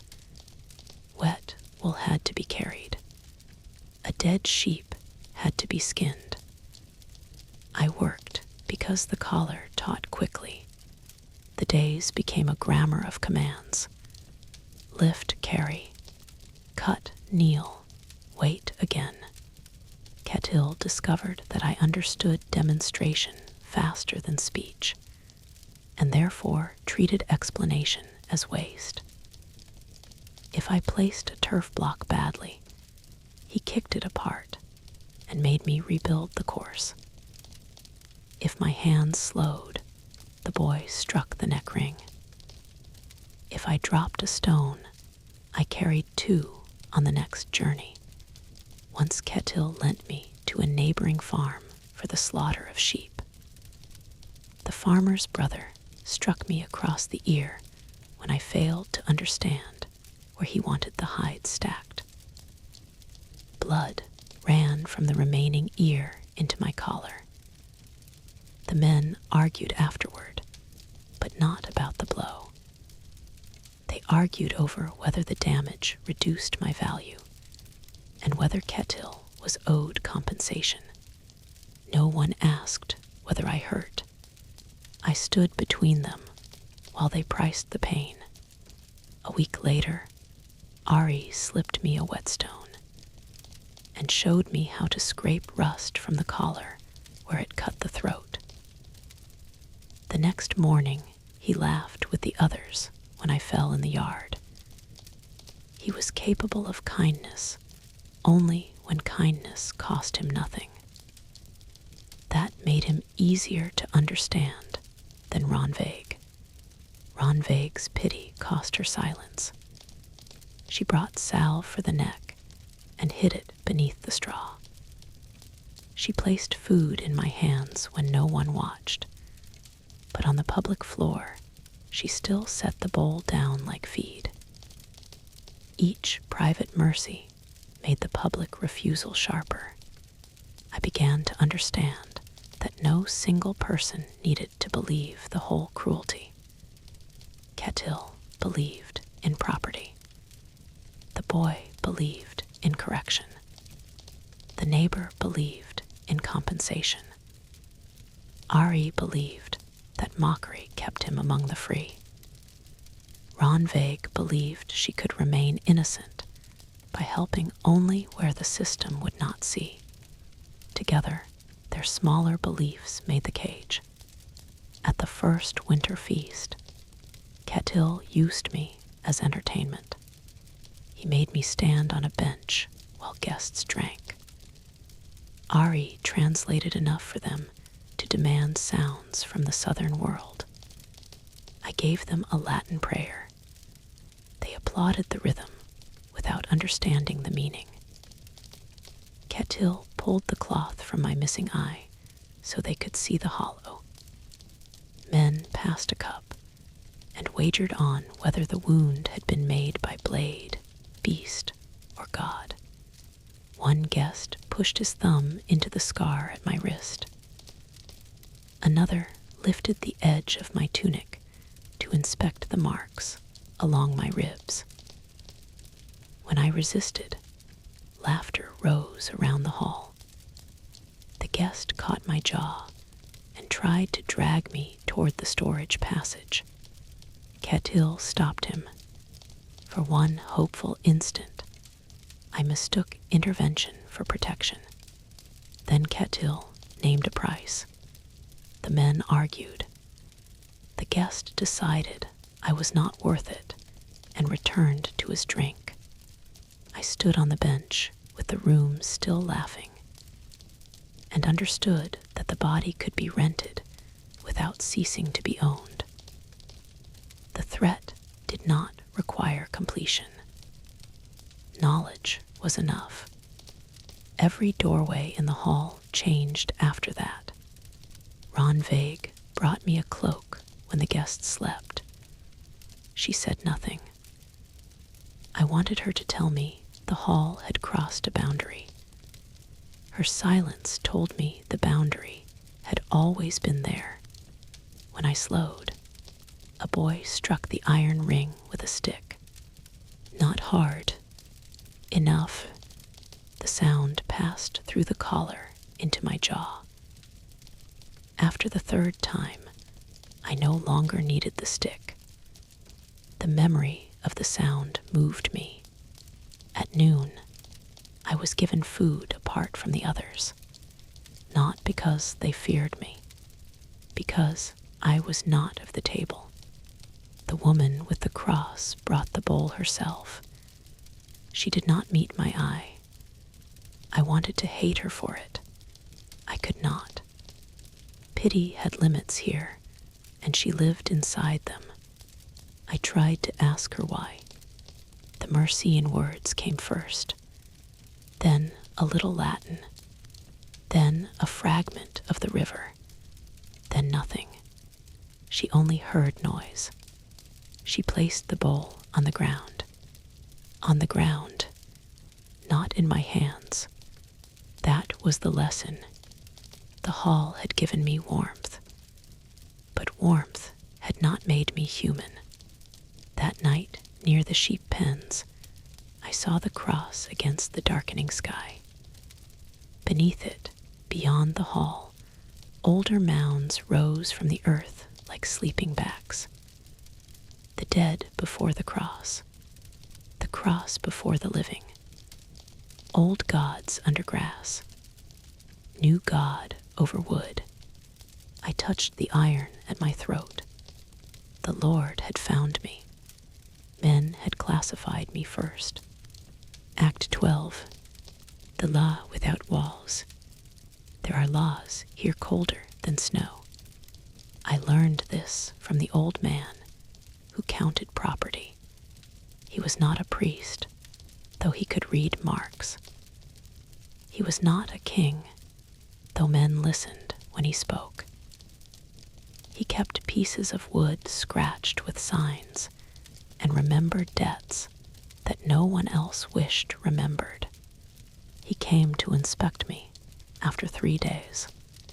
He lifted my hands and looked at the palms. He pressed my shoulders.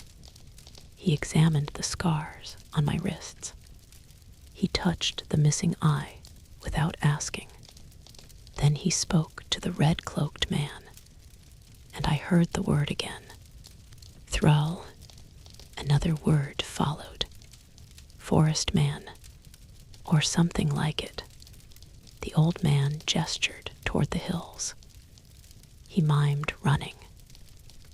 Then he drew a finger across his throat and spread his hands as though showing that nothing further would be owed. The red-cloaked man laughed. The old man did not. I understood enough. If I ran, I would not become free. I would become killable. There is a kind of captivity that uses walls. There is a kind that uses hunger. There is a kind that uses ice. But this was worse. This captivity used the minds of other men. It placed a shape around me that every person in the settlement could see. The shape did not end at the door, or the hill, or the sheep fence. It traveled ahead of me into any place I might flee. If I ran into the hills, the law would arrive before I did. The law would strip the flesh from my name. A man outside the law is not a man beyond chains. He is meat no one must pay for. That evening, I tested the boundary, not by running. I no longer believed in clean escape.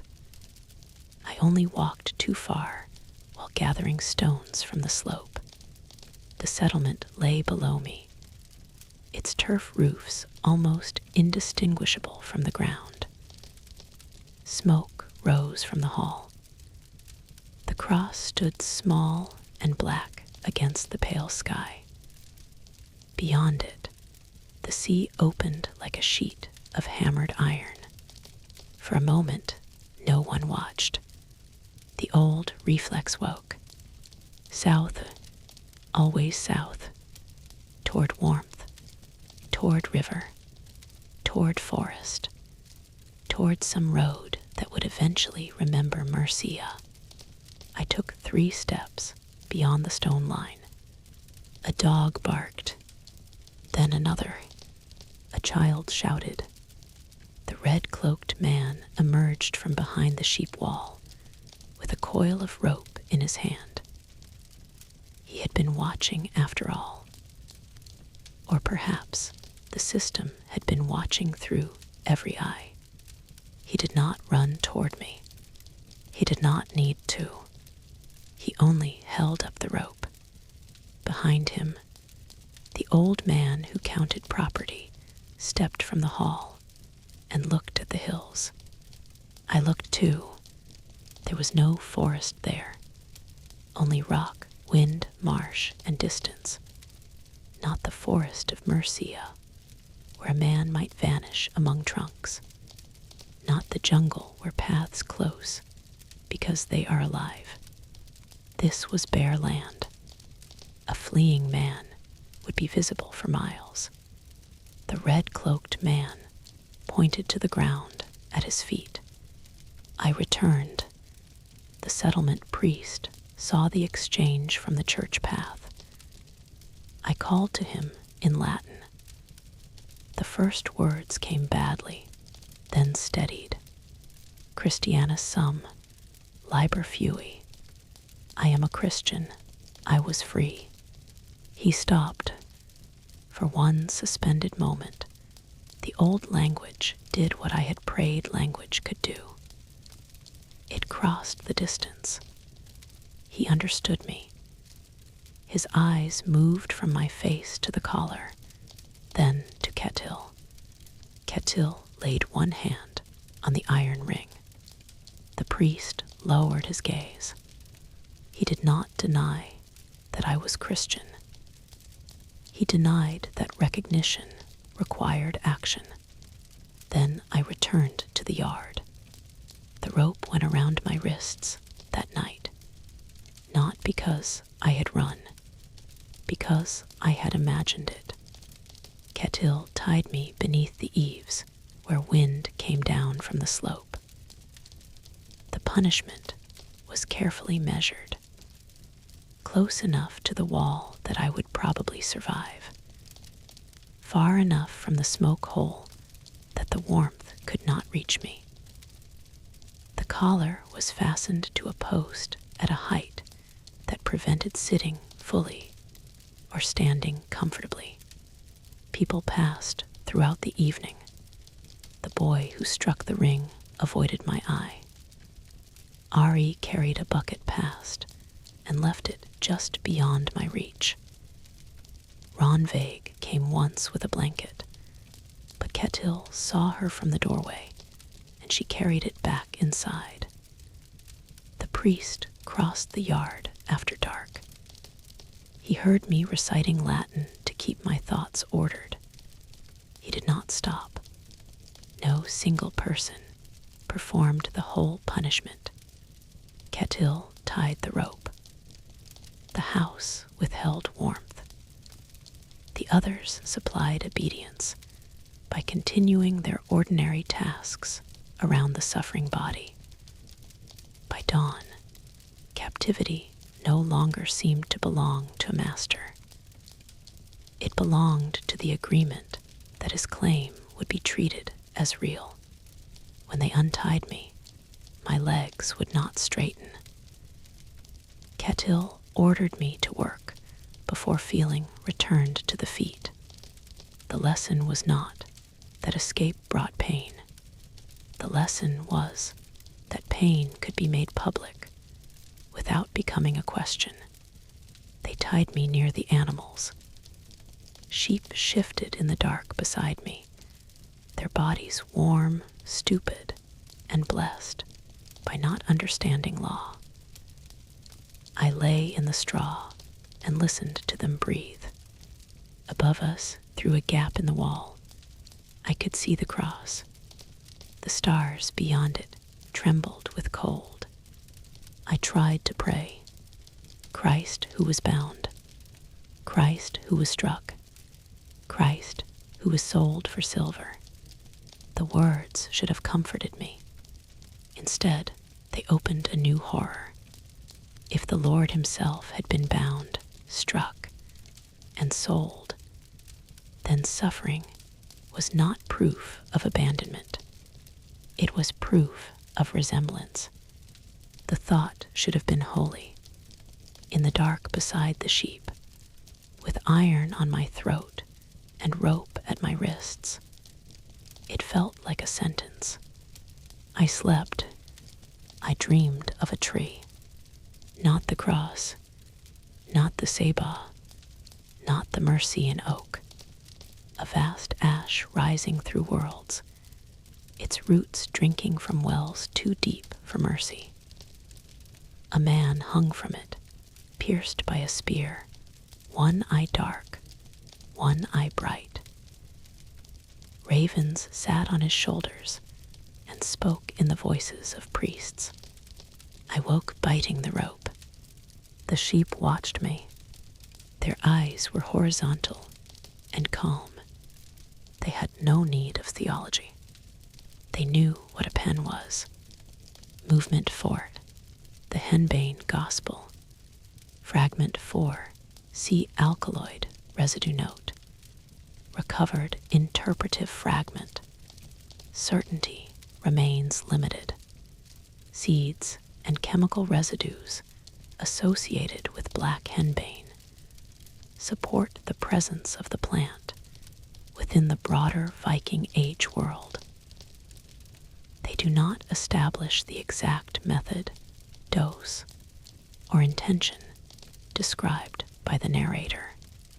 The following acts may combine several exposures with fever, smoke inhalation, dehydration, head injury, starvation, and retrospective interpretation.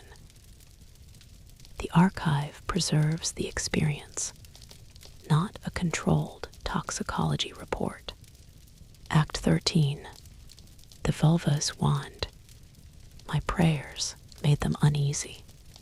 At first, I did not understand this. In the hall of the red-cloaked man, beneath the little timber cross, among people who named Christ with their own hard word, I thought prayer would be recognized as prayer.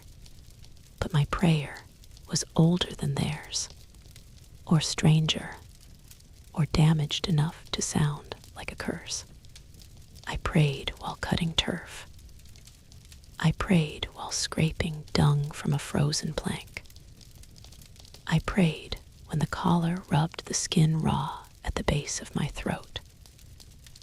I prayed in Mercian when the pain was close, in Latin when I remembered discipline, and in broken silence when neither language would come. The others watched. A thrall should curse. A thrall should beg. A thrall should obey. A thrall who speaks to an unseen lord in the language of a dead coast becomes something else. One evening, after I had fallen beside the sheep wall and failed to to rise quickly enough, the red-cloaked man sent for her. The hall changed before she entered. Men who had laughed over the meal stopped laughing.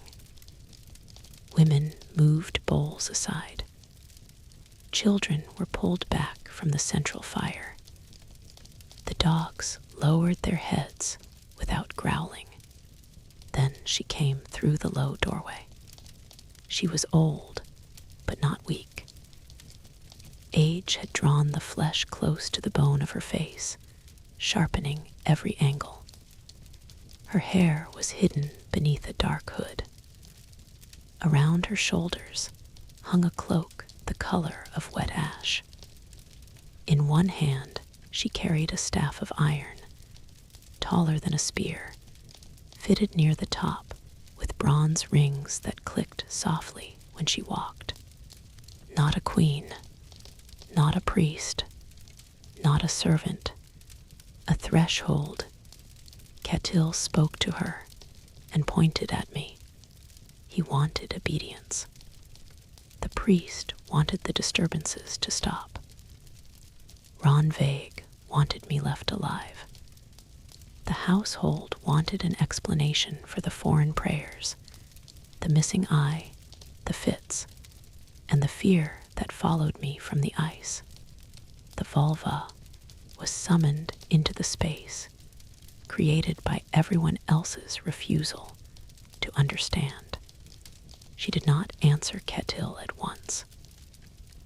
She stood before me and studied the missing eye, the collar, the scars, the ruined wrists. The way I held my hands near my chest, as though some part of the jungle might still be sleeping there. Then she looked into my remaining eye. Most people looked at the wound first. She looked at what remained. I had seen priests examine relics with less care. She touched the iron collar at my throat, then the hollow beneath my brow, then the old circular scar on my wrist.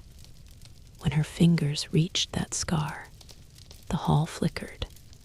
A bowl, a flower, bitter milk, the green frog's back shining in firelight. I made a sound before I could stop it. The vulva smiled, not kindly, not cruelly, accurately. She turned to the red-cloaked man and spoke a few words. He frowned. She spoke again, sharper. Whatever she said ended the discussion. Two men took me by the arms and led me toward the rear of the hall, where a raised platform stood beneath hanging skins and bundled herbs. The platform was not large. It did not need to be. The power of a place is not measured by its size, but by how other people avoid it. She sat above me. I knelt below. A small leather purse hung at her belt. She opened it and poured several dark seeds into her palm. They were tiny, almost nothing, like burnt crumbs from the bottom of a loaf. Yet the hall seemed to lean away from them. She held them before my face. I did not know the plant by sight. The body knew before the mind. A warning moved through me. Datura.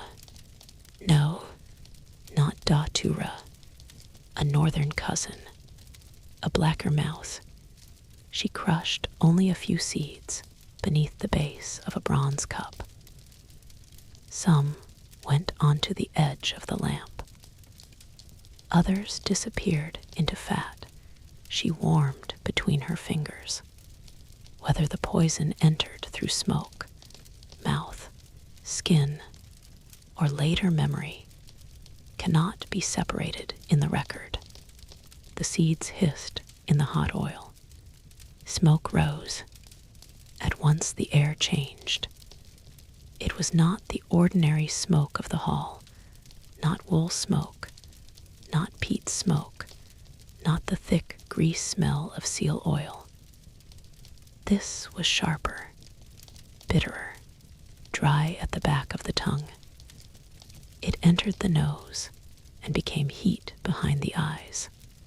I turned my head away. The men held me. The vulva leaned forward and placed one hand on the back of my skull. Her fingers were cold.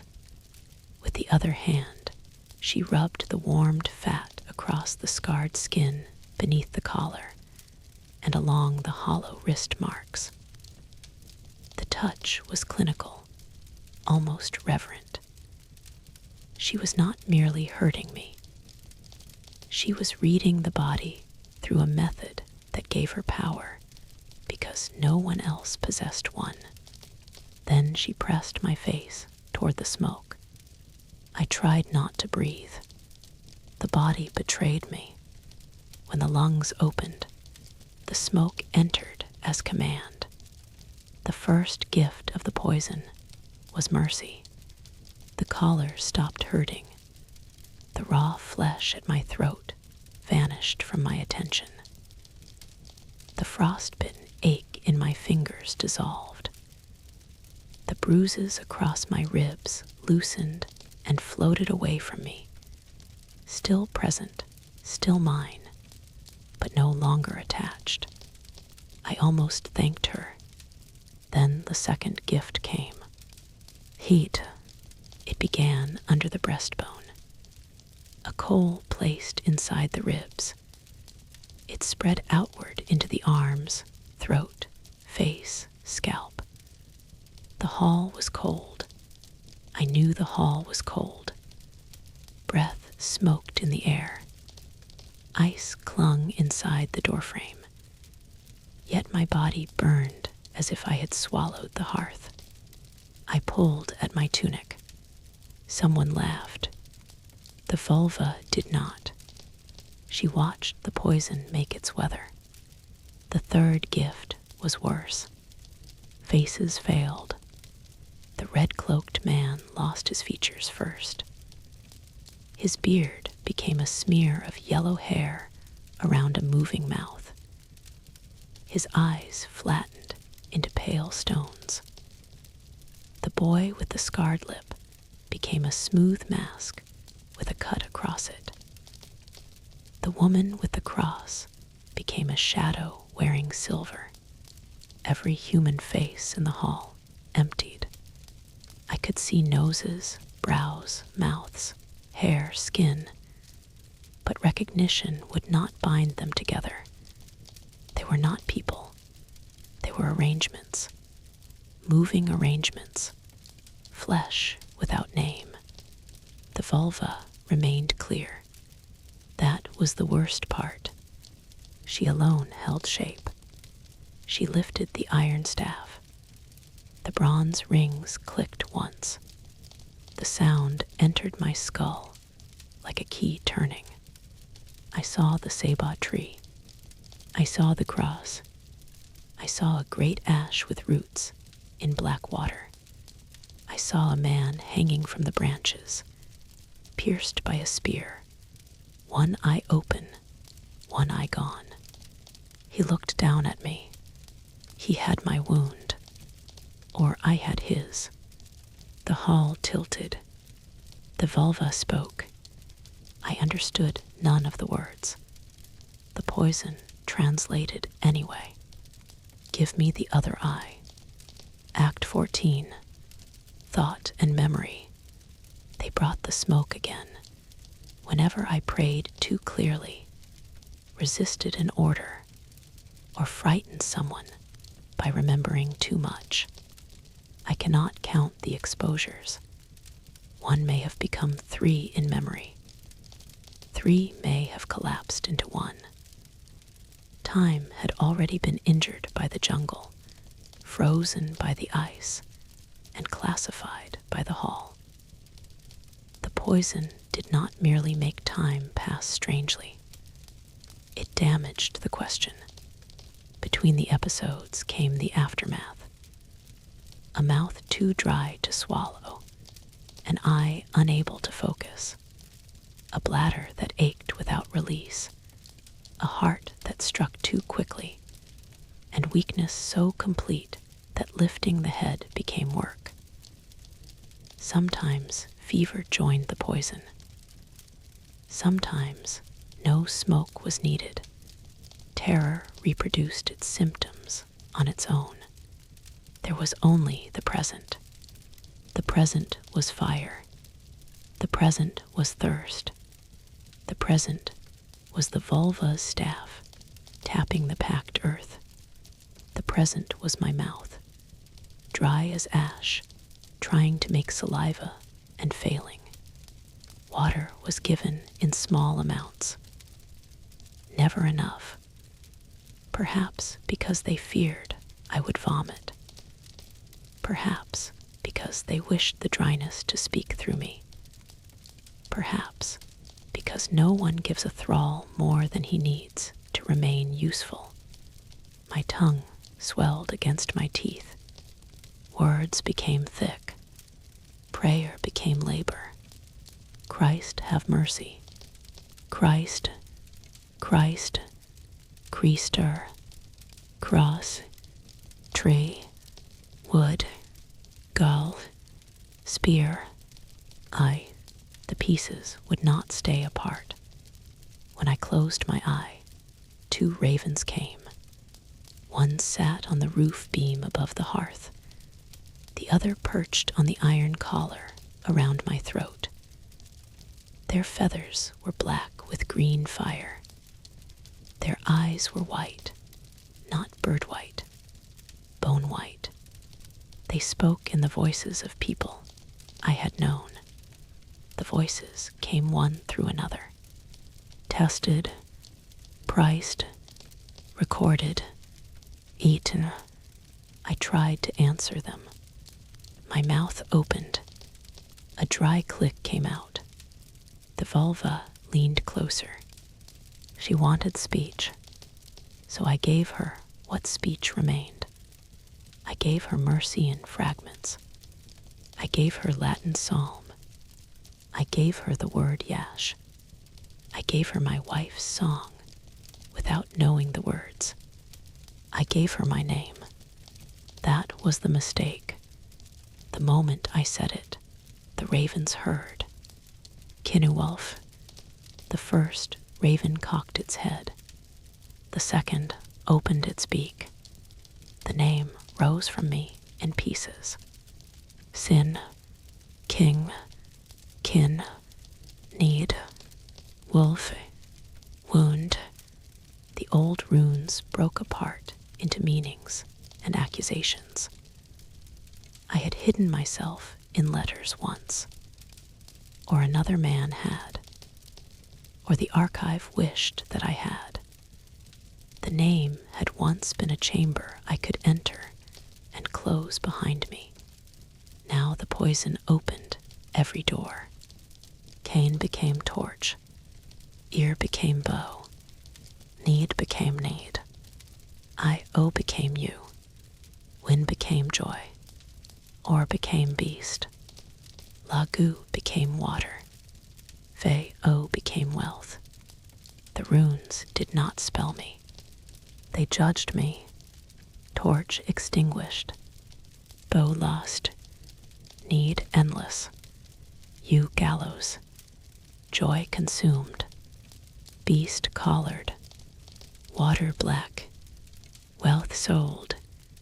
I tried to gather the letters back into a man. They would not come. The ravens ate them. The first took thought. The second took memory. I knew their names then, though no one had taught them to me. Hujin, Munin, 2 black servants of the one-eyed god. Thought flies out. Memory flies back. But mine did not return.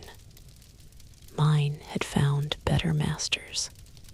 I reached toward the woman with the cross, or the shadow wearing silver. She stood beyond the smoke, one hand at her throat, gripping the little cross so tightly that her knuckles whitened.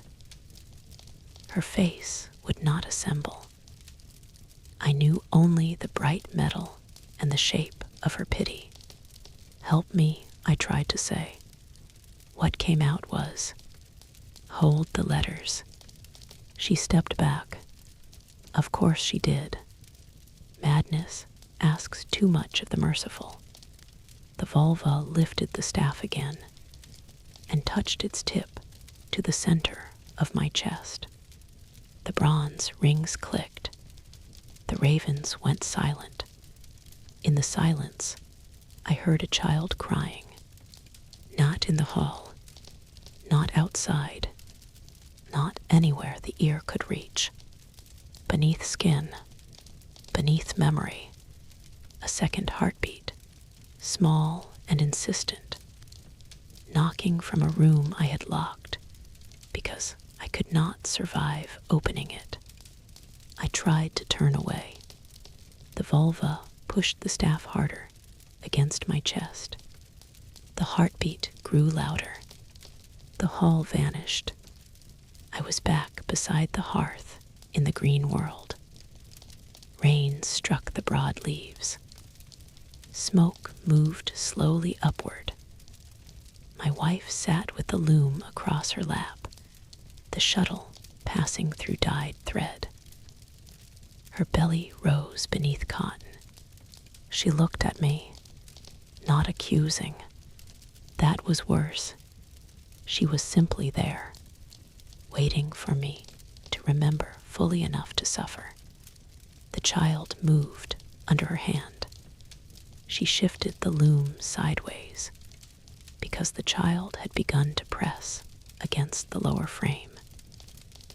She made an irritated sound at the smoke and waved it away with the shuttle.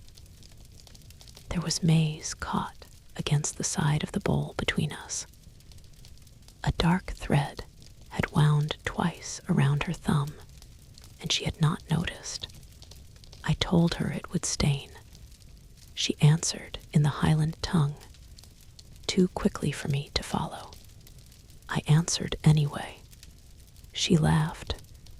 I could not recover the sound of it. Only the shape it made in her face, and the certainty that I had caused it. For a moment, she was not the loom, not the bowl, not the child beneath cotton. She was a person annoyed by smoke, with thread around her thumb and food cooling between us. The child moved again. She took my hand and placed it against the movement. I knew this had happened. Not dream, not drug. A life. Her name rose. Not wife, not woman. The name itself, whole for the first time since the feast. It reached the back of my teeth and waited to be spoken. I will not place it here. In the memory, I tried to say it. I reached toward them. The ravens struck. The vision tore. The hall returned. I was on the earth floor, screaming without sound, clawing at the collar until my nails split. The vulva watched. She had found the deepest wound. Not the missing eye, not the hunger, not the love. The place where love had survived as pain. She nodded once, as though confirming a useful property in a difficult object. After that, they feared me more. They worked me less. They smoked me often. Act 15. The blind god.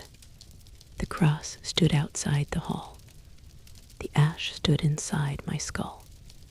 I could no longer keep them separate. When I looked at the timber cross in the churchyard, I saw not only the Lord raised for the sins of men, but the other hanged one, the old northern seeker, wounded by his own hunger for sight. When the priest spoke of sacrifice, I heard the vulva's staff. When the vulva spoke over the lamp, I heard fragments of psalm. The tree had many names. None of them released me. On the 7th day after the first smoke, they brought me to the little church. Not for mercy, for testing. The priest was younger than I expected. Thin beard, pale eyes, hands too clean for the settlement. He stood beside the altar with a book wrapped in cloth, watching me as the red-cloaked man removed the rope from my wrists, but left the collar at my throat. The woman with the cross stood near the doorway. The vulva stood outside. That mattered. The priest would not let her enter. The vulva did not need to. Her smoke was already inside me. The priest made the sign of the cross. I tried to kneel. My knees hit the floor too hard. Pain flashed upward, but the last smoke still dulled the body. I barely felt it. That frightened me. Pain had been one of the few proofs that I remained located in flesh. Without it, I was too easy to move. The priest spoke Latin. Badly, beautifully. The words came toward me like a rope thrown across water. Pater Noster.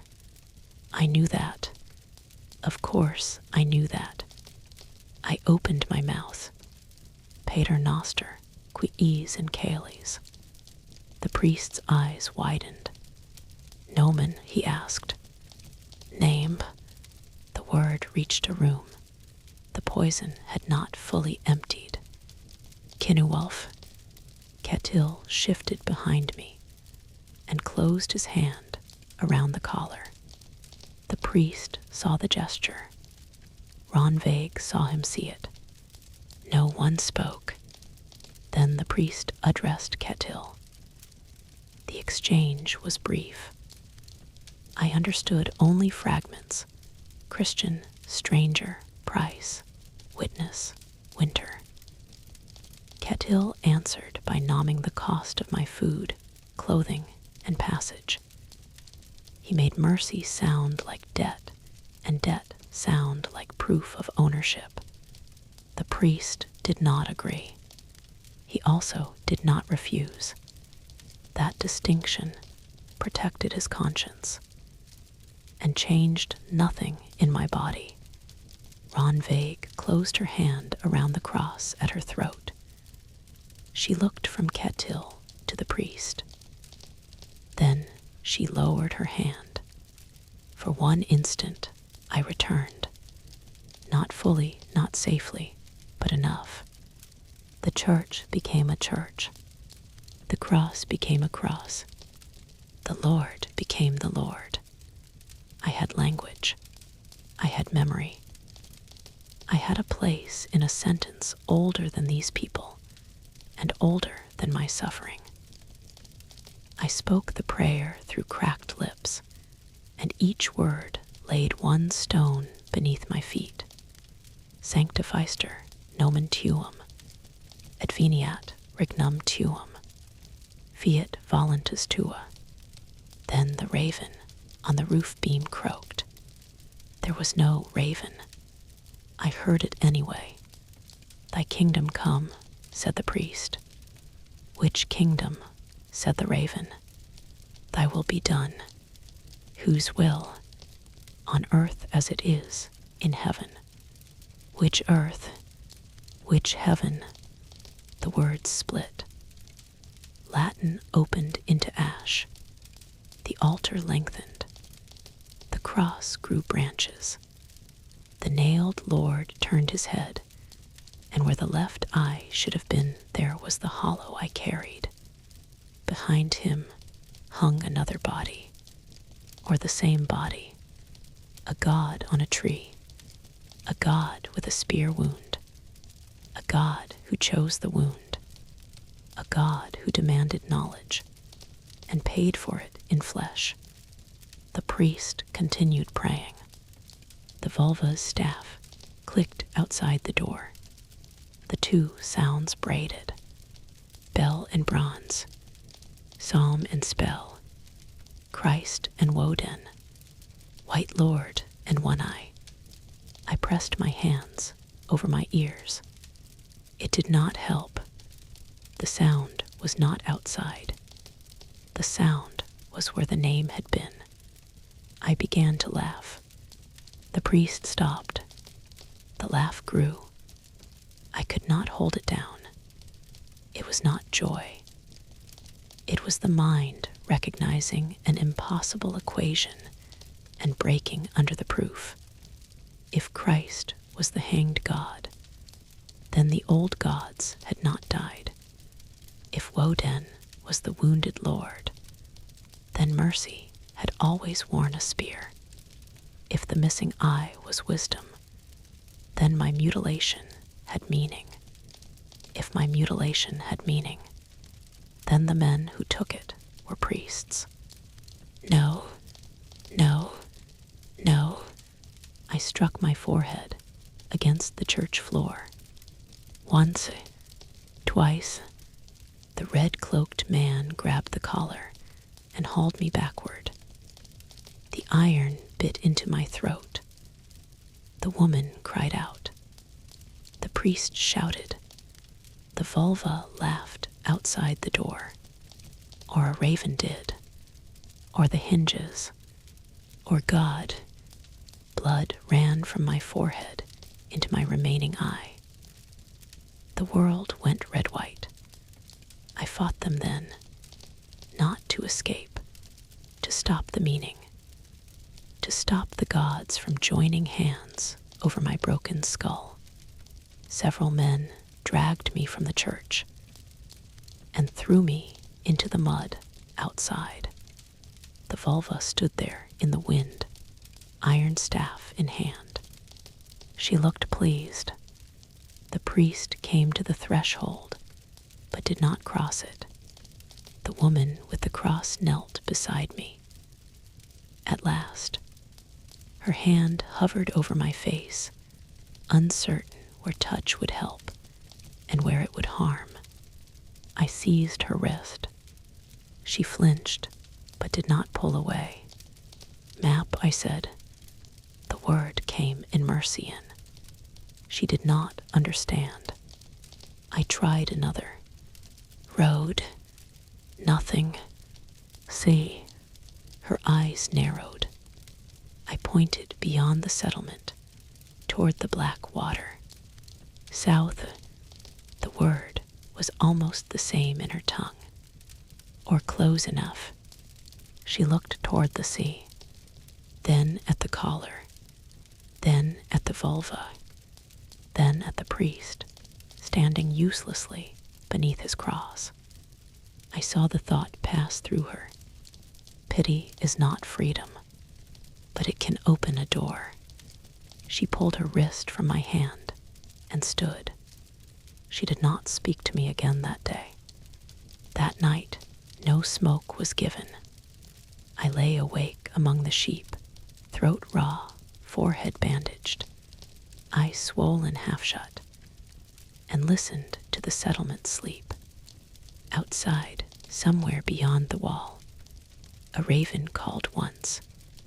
I whispered into the straw, I am not him. No answer came. I am not yours. The sheep breathed. I am not empty.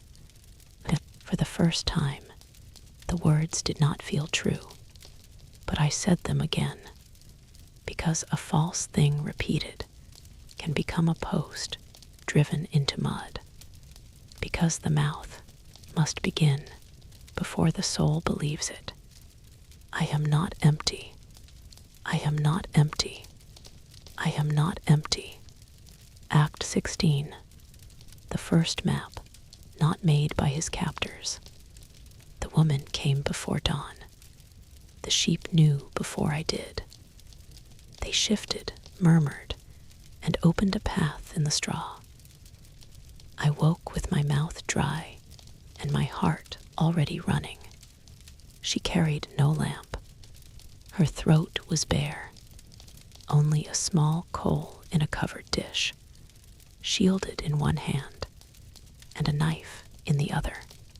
For one terrible moment, I thought she had come to take the remaining eye. I pressed myself against the wall. She shook her head. Slowly, carefully, she set the coal dish down. Then she knelt beside me and placed the knife on the straw between us, handle toward me. I did not move. A knife offered is more frightening than a knife raised. She reached into her cloak and withdrew a narrow strip of pale bone. Whalebone, perhaps, or rib, polished by handling. Along one edge, small cuts had been made in a sequence. On the flat side, someone had scratched a crude coastline, a long fjord, then open water, then an island, then another headland, then a descending line. At the lower edge was a mark, an eye. My breath stopped. Not the terminal eye of Petén, not the harvested eye, not the eye that made me object, omen, relic, property. This eye looked outward. She placed the bone in my hands. I understood so little. Enough. The marks were not like the maps of Baghdad. They did not measure distance by trust. They were not like Chang'an, where the grid swallowed the body before it moved. They were not even like the skin plate at the end of the green world, where the root and the body became the same wound. This was rough, partial, possibly useless, but it did one thing no object had done since Petén. It pointed away. The woman touched the cuts along the edge, counting them under her breath. Then she pointed to the door, to the sea, to the south, to the knife, to the collar. She did not smile. Mercy is not always gentle. Sometimes mercy is a tool placed within reach, and the refusal to watch what it makes necessary. I took the knife. My fingers closed around the handle. The memory of being a man passed through me so sharply that I almost dropped it. She moved behind me and lifted the iron ring at my throat. The collar itself would not come free. Its hinge was locked and pinned. But the rope that bound it to the wall was leather, stiff but cuttable. She held it taut. I saw her hands shake. Not from cold. If they caught her, the law would know what to call this. Not pity. Theft. Theft of property. The knife sawed badly at first. My hands were weak. The leather resisted. Each scrape sounded too loud. Outside, a dog barked once, then settled. The woman closed her eyes. The leather parted. The end fell into the straw. No thunder came. No man shouted. No god struck us. I was still collared, still half blind, still hungry, still wounded, still carrying a mind full of smoke, ravens, green fire, and broken Latin. But the rope no longer touched the wall. The woman took the knife from me. For a moment, I thought she would take the bone too, but she closed my fingers around it instead. Then she did something I had not expected. She touched my forehead, brow, mouth, chest, across, not her own hurried sign, not the old woman's ice sign. A careful sign made on me as if I were still capable of blessing. I wanted to say thank you. The words were too small. I wanted to say I had once had a wife, that she had sung, that there had been a child, that somewhere beneath all the systems, laws, poisons, and gods, there had been a room with fire in it where I had been loved. But the woman did not need that burden. She already carried enough. She stood and moved aside. The door was open. Beyond it, the sky held the thin gray before morning. The settlement slept low in the earth. The cross stood black against the paling east. The sea was a darker line beyond the turf roofs. I crawled first, then walked. The sheep watched me go with their calm, horizontal eyes. At the threshold, I looked back. The woman had lifted the severed rope and was tying it loosely around a post, arranging it so the cut might not be noticed at once. She did not look at me. That was her last mercy, to make leaving possible without making it farewell. I stepped into the cold. No one held the rope. The words entered me with such force that I had to stop. No one held the rope. The collar was still there. Its iron weight rested against my throat. Every breath moved beneath it. I was not free in any full sense. I was not restored. I was not healed. The law would still kill me if it found me. The red-cloaked man would still name me property. The vulva would still call the smoke. The ravens would still know the pieces of my name. But no one held the rope. I crossed the settlement slowly, keeping close to the turf walls. Once, a dog lifted its head. I froze. The dog looked at me, sighed, and lowered its muzzle back onto its paws. At the edge of the churchyard, I stopped. The cross stood in the gray light. Beneath it, the old mounds rose from the earth. I wanted to hate the cross for failing me. I cannot choose the hands that raise it. I touched the bone rudder beneath my cloak. The carved eye pressed into my palm. South, I whispered. The word made mist in the air. The coast below was beginning to show itself. Black water, pale stones, a line of boats drawn up above the tide.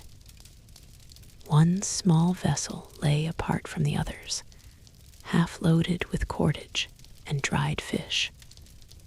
Not a great ship, not a king's vessel, a working boat, a poor thing. Good, poor things are watched less carefully. I moved toward it. A figure rose from behind the overturned hull. I nearly cried out. Ari lifted both hands. He wore no smile. An oar lay beside him, and a bundle had been placed beneath the forward thwart.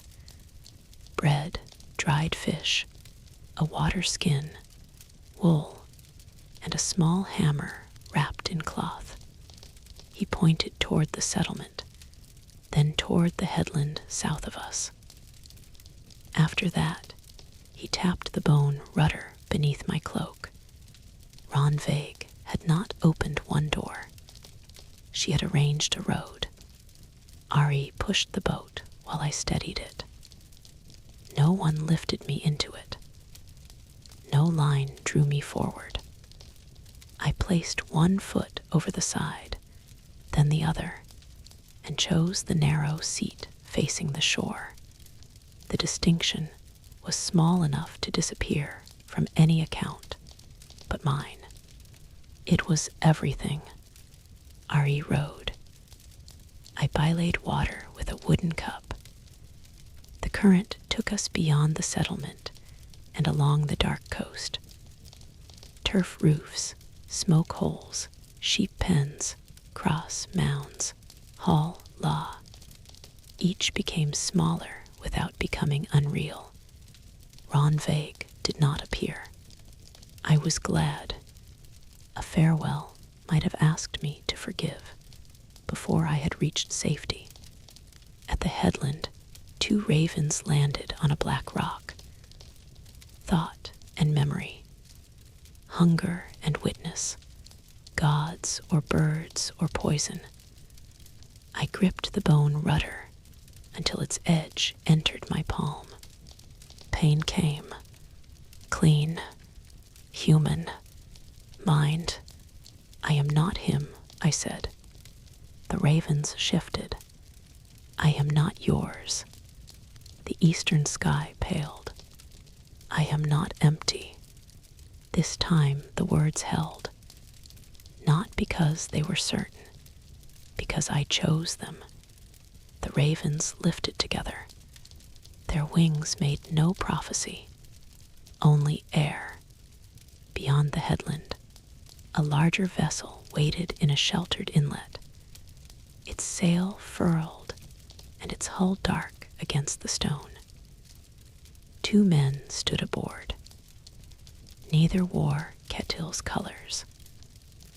One carried a small cross sewn onto the shoulder of his cloak. The other held a boat hook and watched us with open suspicion. Ari drew something from inside his tunic. Ron Vague's silver cross. He placed it in the older man's palm and spoke rapidly. The man looked at me, at the collar, at the one eye, and at the bone rudder. Then he asked a single word I understood. Nafin. Name.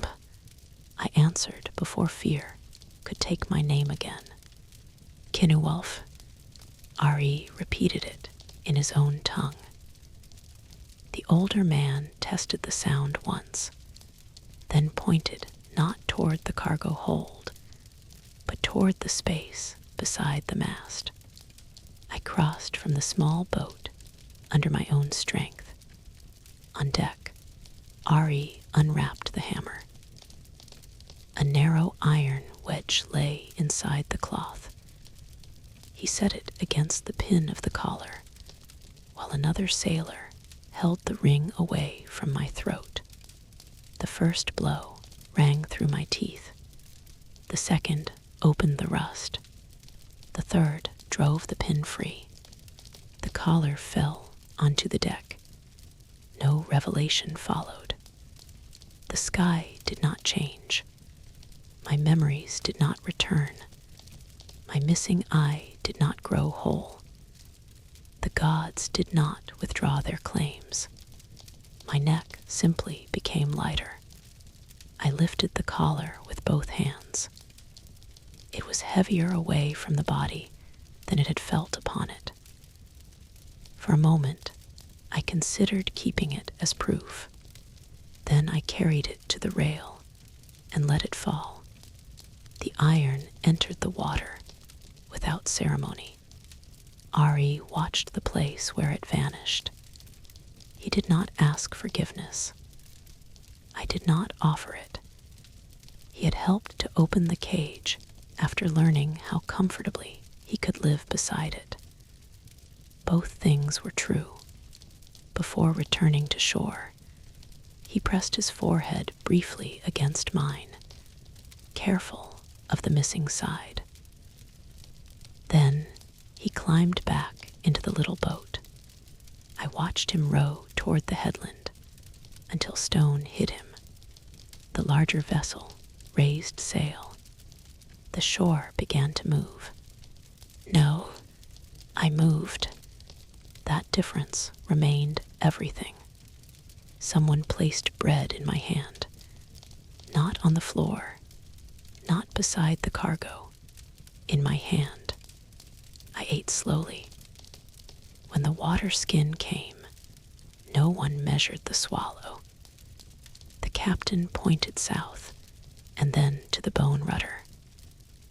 I unfolded it beneath the weak morning light. Fjord, headland, island, open water, the long descending mark.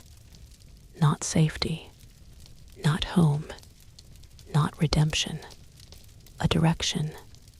At sunset, the captain scratched my name onto a narrow piece of wood. I watched each mark appear. I did not know whether he recorded passenger, laborer, debtor, or guest. But when he listed the cargo afterward, he did not point to me. That omission was the first legal mercy I had received.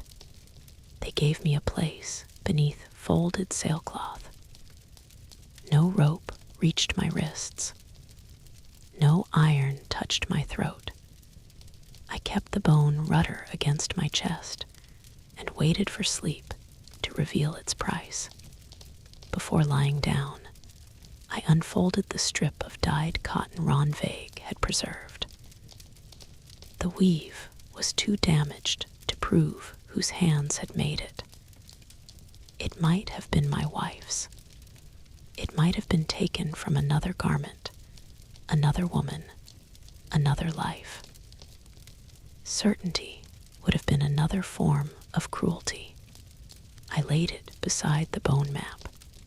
Skin had ended the previous record. Bone ended this one. The first object reduced a body to geography. The second returned geography to a hand. I listened to the unfamiliar crew settling around me. Men coughed, cursed, shifted rope, and argued over sailcloth. Ordinary sounds. No ritual. No inspection. No one came to test whether I still belonged where I had been placed. I waited for the collar's weight and felt only air against the bruised neck. I waited for the rope to tighten and felt the ship move freely beneath me. I waited for the ravens. None came. For the first time since Petén, I slept with my hands open. Closing archival note to Book 4. The bone rudder marks the first reappearance of intentional movement after the Petén terminal plate. A later ownership tally contains a one-eyed foreigner among transported goods. A separate shipboard strip records a damaged name resembling Cynewulf, but does not place that name among cargo. The archive cannot prove that both entries refer to the same body. It preserves the distinction. No owner is named in the shipboard record. Book 4 therefore ends not with restoration, but with recognition. A name spoken, a collar removed, bread placed into a hand, and a direction chosen. For one interval, the remnant is treated as a man. Plate 4.2, the bone rudder, the first post-terminal map, appears only after the narrator chooses a direction.